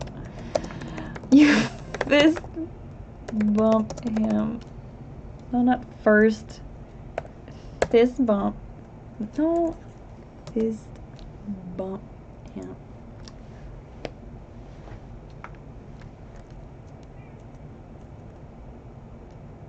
I think this is a win-win situation for both of us. Wait. Oh, he now has an eye patch? Whoa, hold on there, he says, as he fumbles to put on his eye patch before turning serious again. So, what's the plan? Wait, no. You shrug. I don't know. I was mainly focused on getting a crew together first.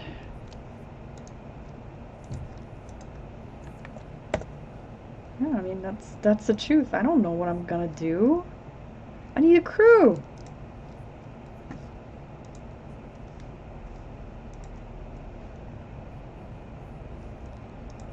Give me a crew.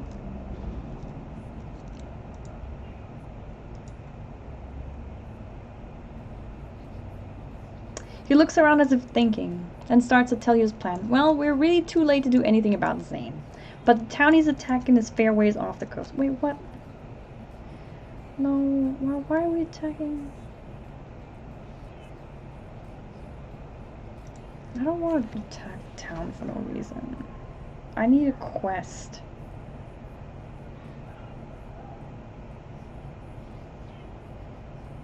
He grins again. Well, no worries there. We've already filled the quota for the ship, right? You laugh. I guess we have.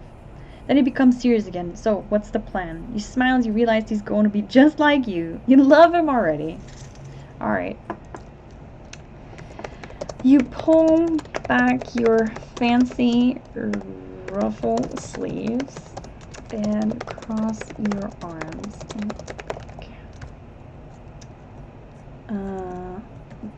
First, I recommend we switch and take over my ship.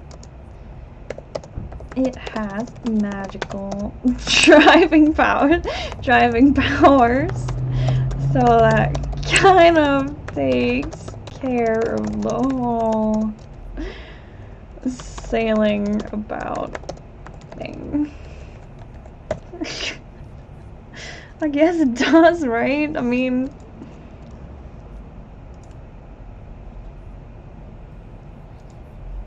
you describe the plan in detail. You both carry it out. It works. You have him lock your crew below deck. Wait, what? No. No, you're too fast.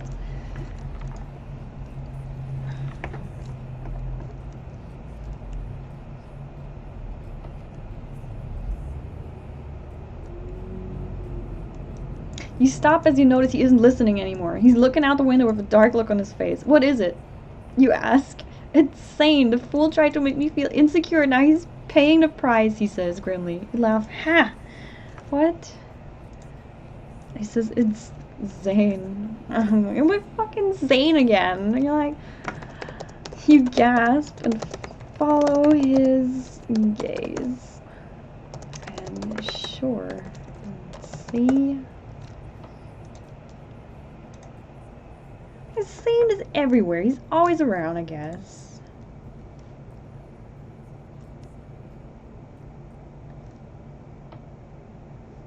And see Zane and a bunch of his people coming down the plank. He looks mad. What is he doing here, you ask? I don't know.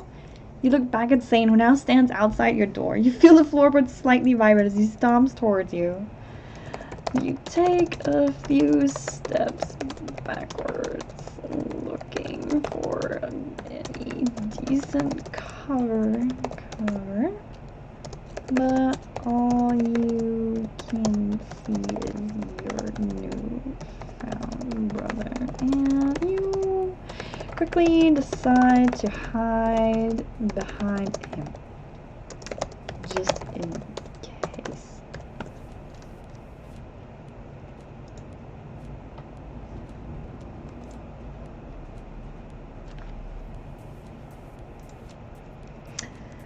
Zane bursts in with a pistol drawn. You see that he has a manic grin on his face and doesn't seem to even notice you. He's looking at your brother. You are coming with me. Your brother stands still but stares down at Zane. No. Uh-oh. What is happening?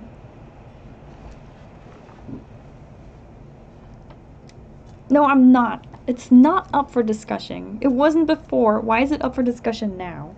Zane begins to raise his gun arm, points it at your brother. You can see the indecision in his face, but when he speaks, his voice is strong and clear. What is he speaking?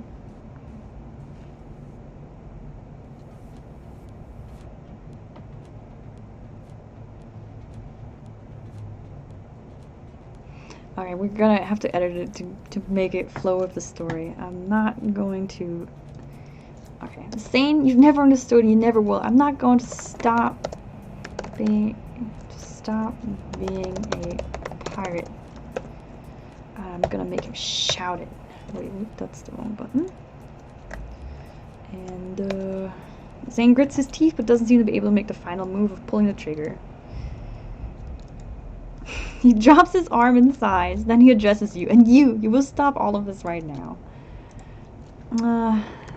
You slightly pull your head out of your cover and whine. But I need a crew, and he's my brother. Yeah.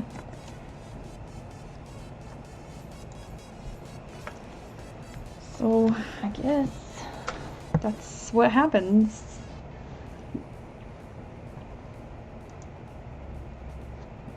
Just stop it. Just stop everything. You will grow old and die and leave remembering what it felt like to be free, but I'm letting you go. Right now. Right at this moment. You can leave this island. What? What? No, it's not... It's not an answer, AI. Come on.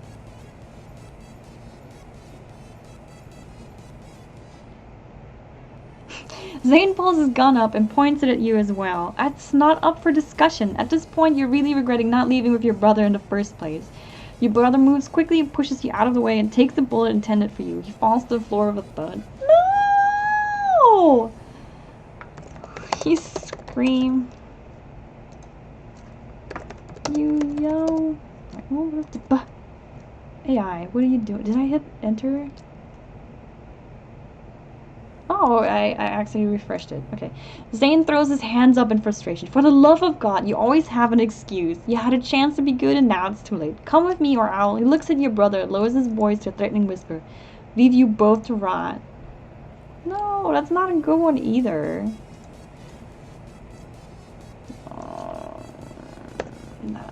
Let's remove that. Leave you both to rot and see what else you can come up with.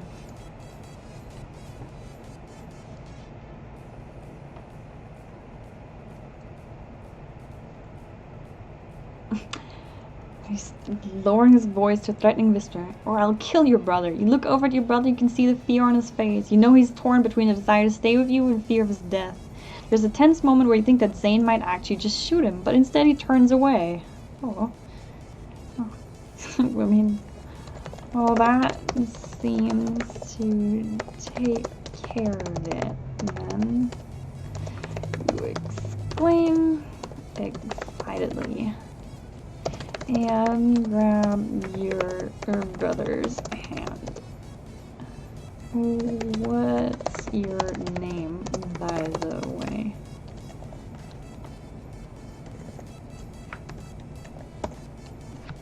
Okay, let's see, that wrapped it out. I think, kinda.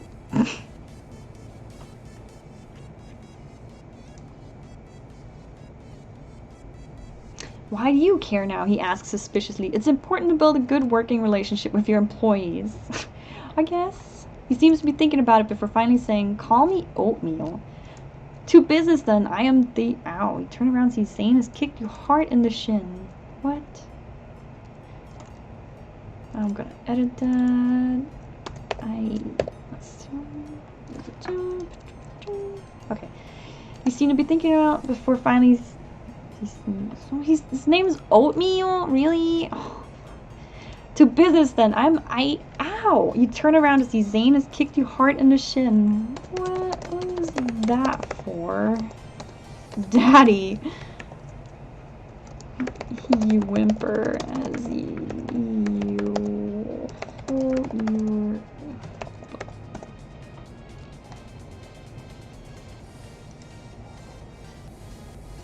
He's daddy now, I don't care. No.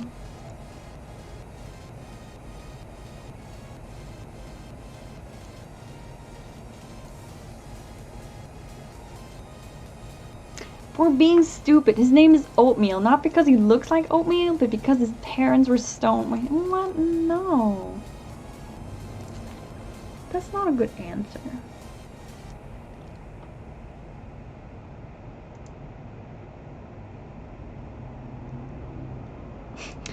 No, these are all bad responses right now. I don't like it.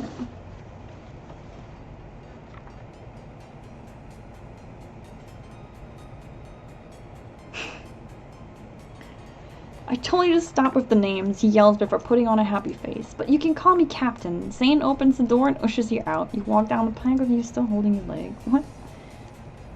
Oh, he walks down. I guess. You mumble. Why? But you're my dad. You're my dad. I'm not gonna do it.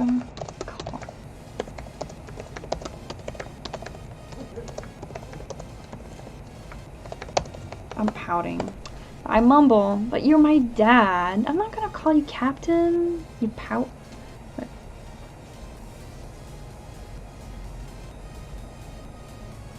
Zane turns to face you and points his gun at you. Well, I guess I'll just kill you then. You look up in shock before you can move as he pulls you close and kisses you on the forehead. I love you.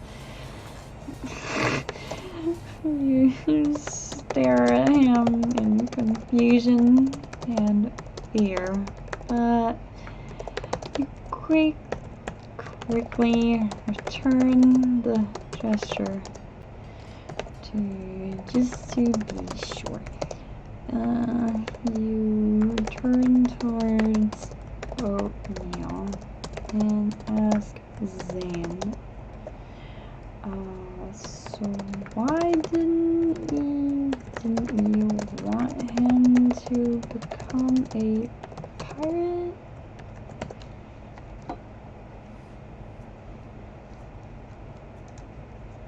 Zane smiles, because he'll become the worst kind of pirate out there, a government one. Is that a good answer? I don't know.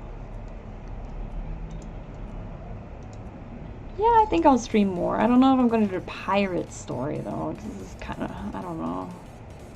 I want to find a good one and build up some good characters, but I don't know about this one. I'm not 100% into it.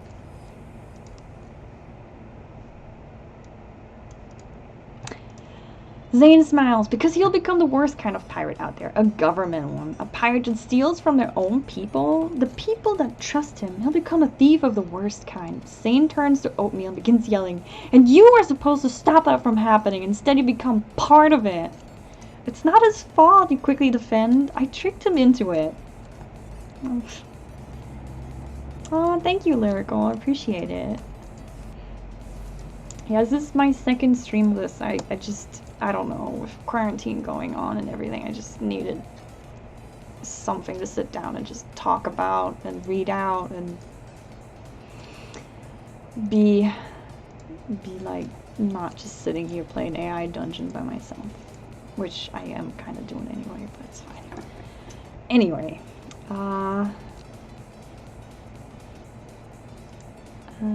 so oatmeal.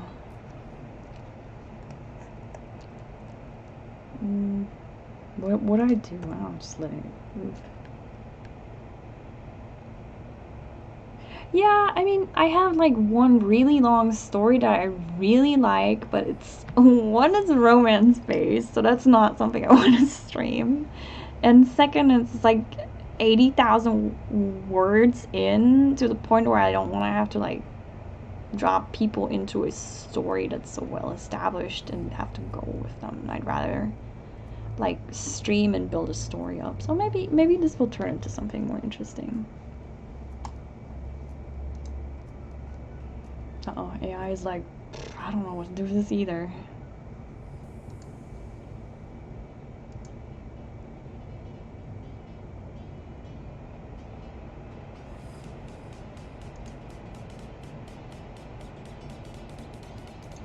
Is it down again?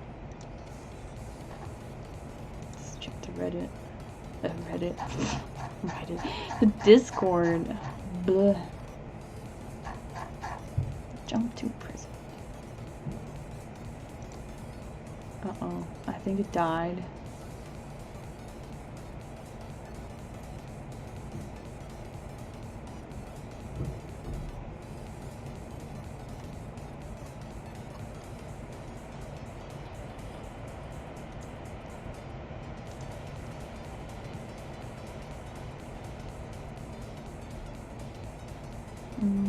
Try again.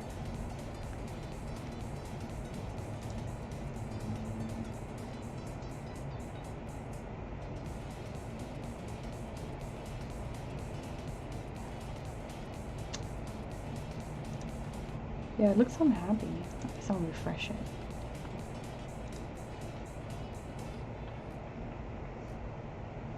What is this counter in the bottom right now? Are they pushing out updates? 1 second. 6:58.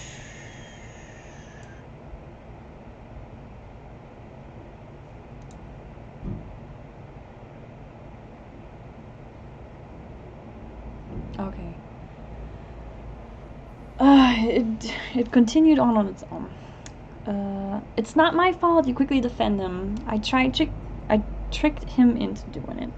I'm really good at that. You laugh nervously. Oatmeal just stares at you blankly, and Zane yells at him some more about letting his guard down with women and children. That's true. Your job is to stop this from happening. Zane screams, and Oatmeal fails. Face. Not help it. I know, it's just their family. Oatmeal says in a sad tone. Zane throws his hands up in the air in frustration before returning his calm composure. Very well. Now that that's settled, and we need to do this. We need to discuss business. Now remember our deal. I need workers from my range. I need people to tame this wilderness. I guess. We're switching. We're removing the worker range part. And kind of the implication that comes with that is kind of wrong. We're pirates, yeah, but we're not gonna touch that one. Oh, okay. Shall we go inside? Zane turns towards the entrance, but you stop him by grabbing his shoulder. Zane turns to face you, and you point to his gun. Can I have it? Wait. What? No, this is not. I don't like that.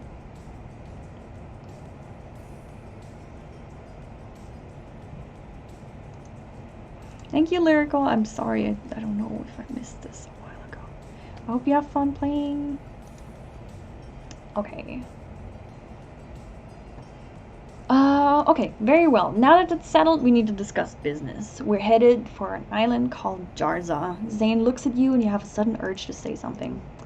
You won't find what you're looking for there, you say. Zane raises an eyebrow. Oh, and what am I looking for? An anti-pirate weapon. What? No. Zane looks at you, and you raise an eyebrow. What's What's on Jarza?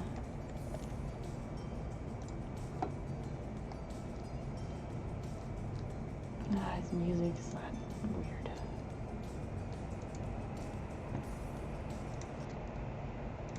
Yeah, what be on Jarza, bruh? Tell me.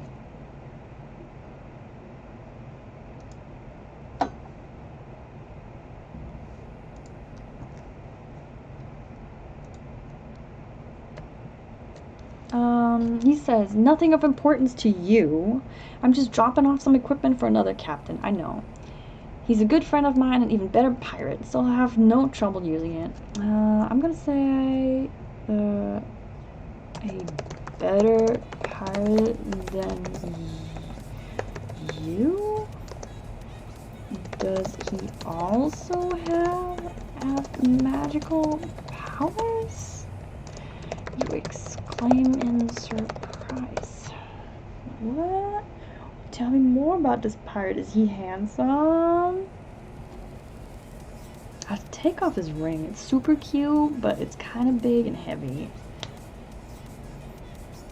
Okay.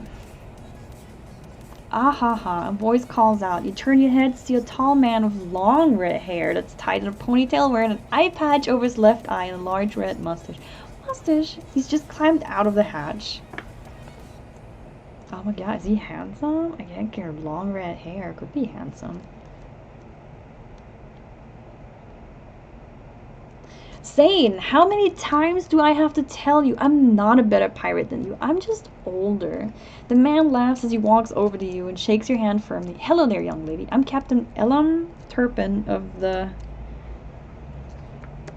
You look up at the appearance and raise appearance of... At the sudden appearance of... Elam, and raise an eyebrow. Is she older? Even older? And then old, immortal Zane? Why are there no young, handsome, good pirates around? I think that's a good answer. I want the handsome pirates.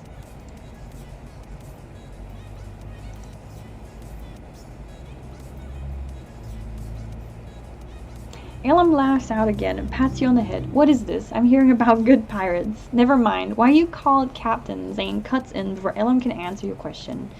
You're looking at him. We're looking at something at least. Elam points up. What? I'm confused.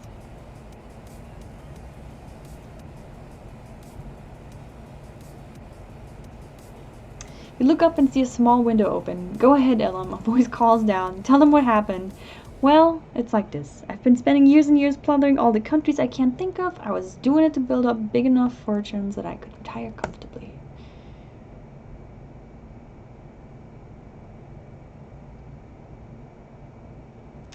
It was going great. I had been doing it for 30 years already, and I had enough to last me a lifetime, until the Great Freeze.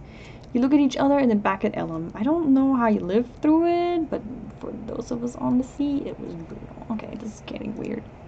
Also, why is there a random window where somebody calls down and tells him to tell his backstory?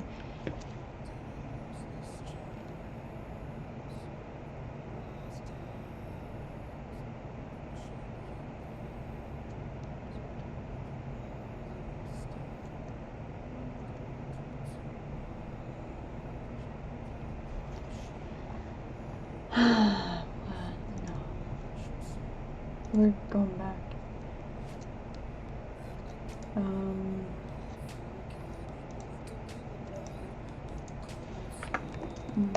You whine. So I'm going back to where I whined about no handsome good pirates.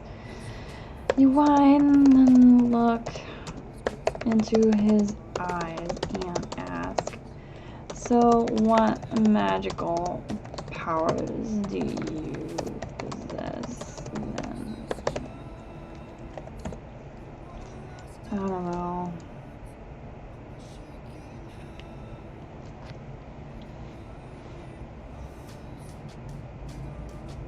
This music. What?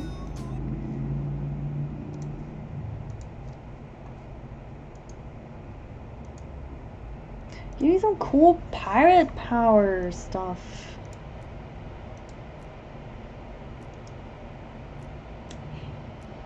Me? None, I'm afraid. I just experience and skill, but Zane here can probably attest to that being more useful than magic in this line of work. Elam winks at Zane, who nods back.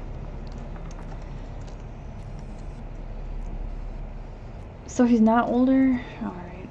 So, alright. Okay, let's write this. You realize he didn't mean that he is older physically than Zane. He's physically older than Zane. He's physically older than Zane. I'm not happy with Zane. I'm not happy with that knowledge.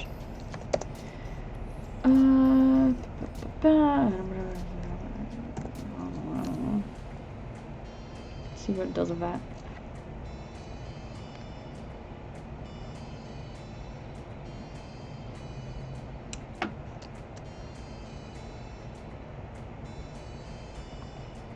You begin to wonder if pirates have some sort of magical powers when a second in command comes out of the hat. What?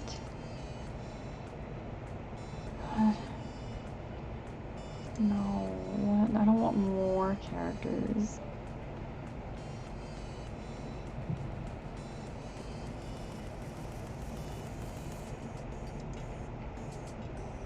No, I don't like that either.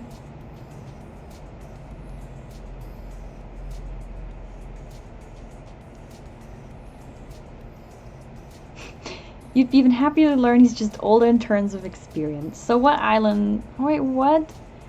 Okay, I need to... Okay. Considering your father, Zane, seems to have fathered you and a whole other round, and most likely a whole bunch of other pirates you don't like what that might imply. So what does what island are we going to next? You ask Zane. We're not. I already told you. We're dropping off equipment in Jarza. But you begin to whine, but Elam interrupts you.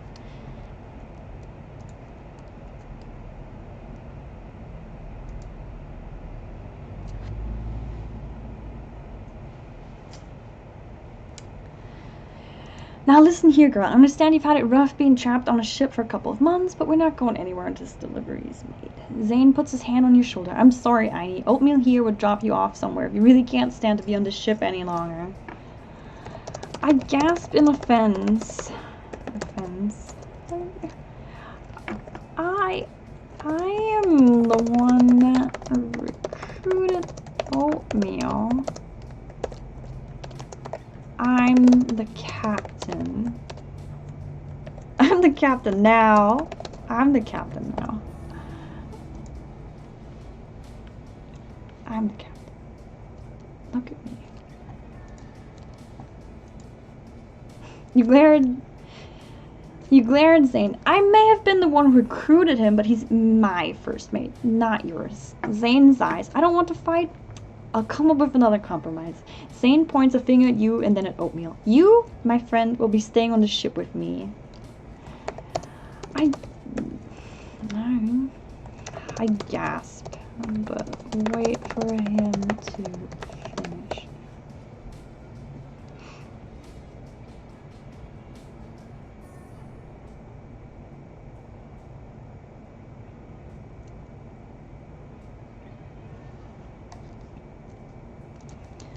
And you, my friend, can take the ship to wherever you please. It's yours after all. You smile and nod while patting Oatmeal on the back. He looks at you nervously. Right? Okay, so you'll stay on my new ship? You'll all stay on my new ship.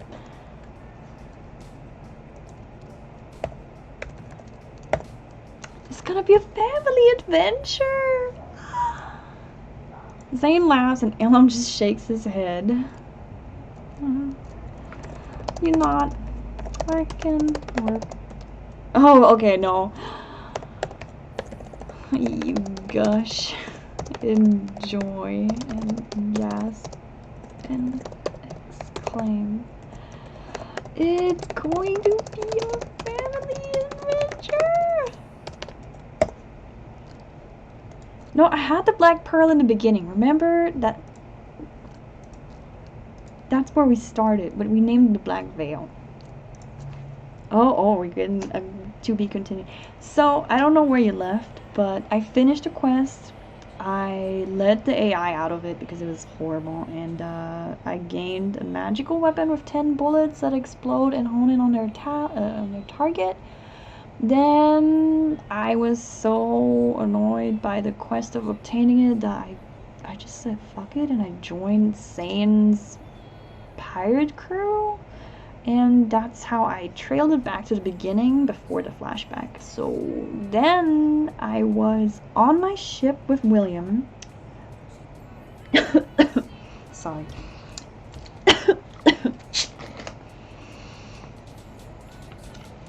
And then we saw the Queen Anne's Revenge in the distance, and I went there thinking I could just steal the people and make them my crew, but it turns out that the Queen Anne's Revenge pirate captain is my brother, Oatmeal, and for some reason Zane did not want him to be a pirate because he would be the worst pirate, a government pirate.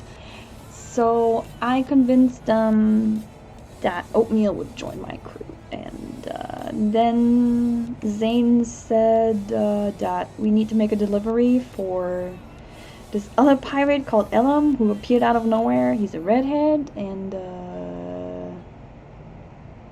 yeah, we're there right now, and yeah, that makes sense, I think. It's going to be a family adventure. My dad, my brother, some random pirate dude. To be continued. Okay. Let's see if it spits anything else out. It's like, no, I don't know how to go on with this one. I'm like, Hey.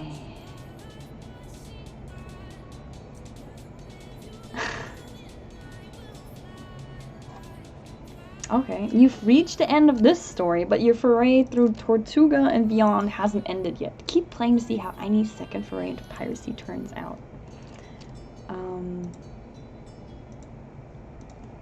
Alright, I mean, let's give it another nudge. I don't think it wants to play anymore. I think I'm gonna end it here. I think this story has officially reached its end. I don't want to deal with these characters anymore. I don't like them that much. Yeah. We'll see what we're gonna do next. Yeah, time for dinner. Alright, thank you everyone for joining. I really appreciate it. It was very fun. I'm sorry that the quest was pretty shitty. Honestly, it was not. I need to come up with a good prompt for the next stream. I think that's gonna be a good task. If you have any suggestions, feel free to send them to me. And that should be it. Thank you for joining. I really appreciate it. I'll see you around. Also, oh Rain, you're back. You missed the Hellhound? That messed up my story. I had to delete it out because it kept going to demon shit because of you. It's all your stuff. Oh, Matt. Oh. Yeah, Rain, you missed out. You should be ashamed of yourself. Like, you left and it was like Hellhound time. Yeah, I leave now. I am leaving. Alright. Thank you so much. It was literally a hellhound. I did not write it in. It had black horns and everything. I killed it though. Sorry. Yeah, there was a hellhound. It had black horns and everything, and I shot it. Sorry. And then I had to delete it out of the story because it ruined my story. I think I'll blame you for the quest being kind of shitty because of that. Okay, that's it. Thank you so much for joining.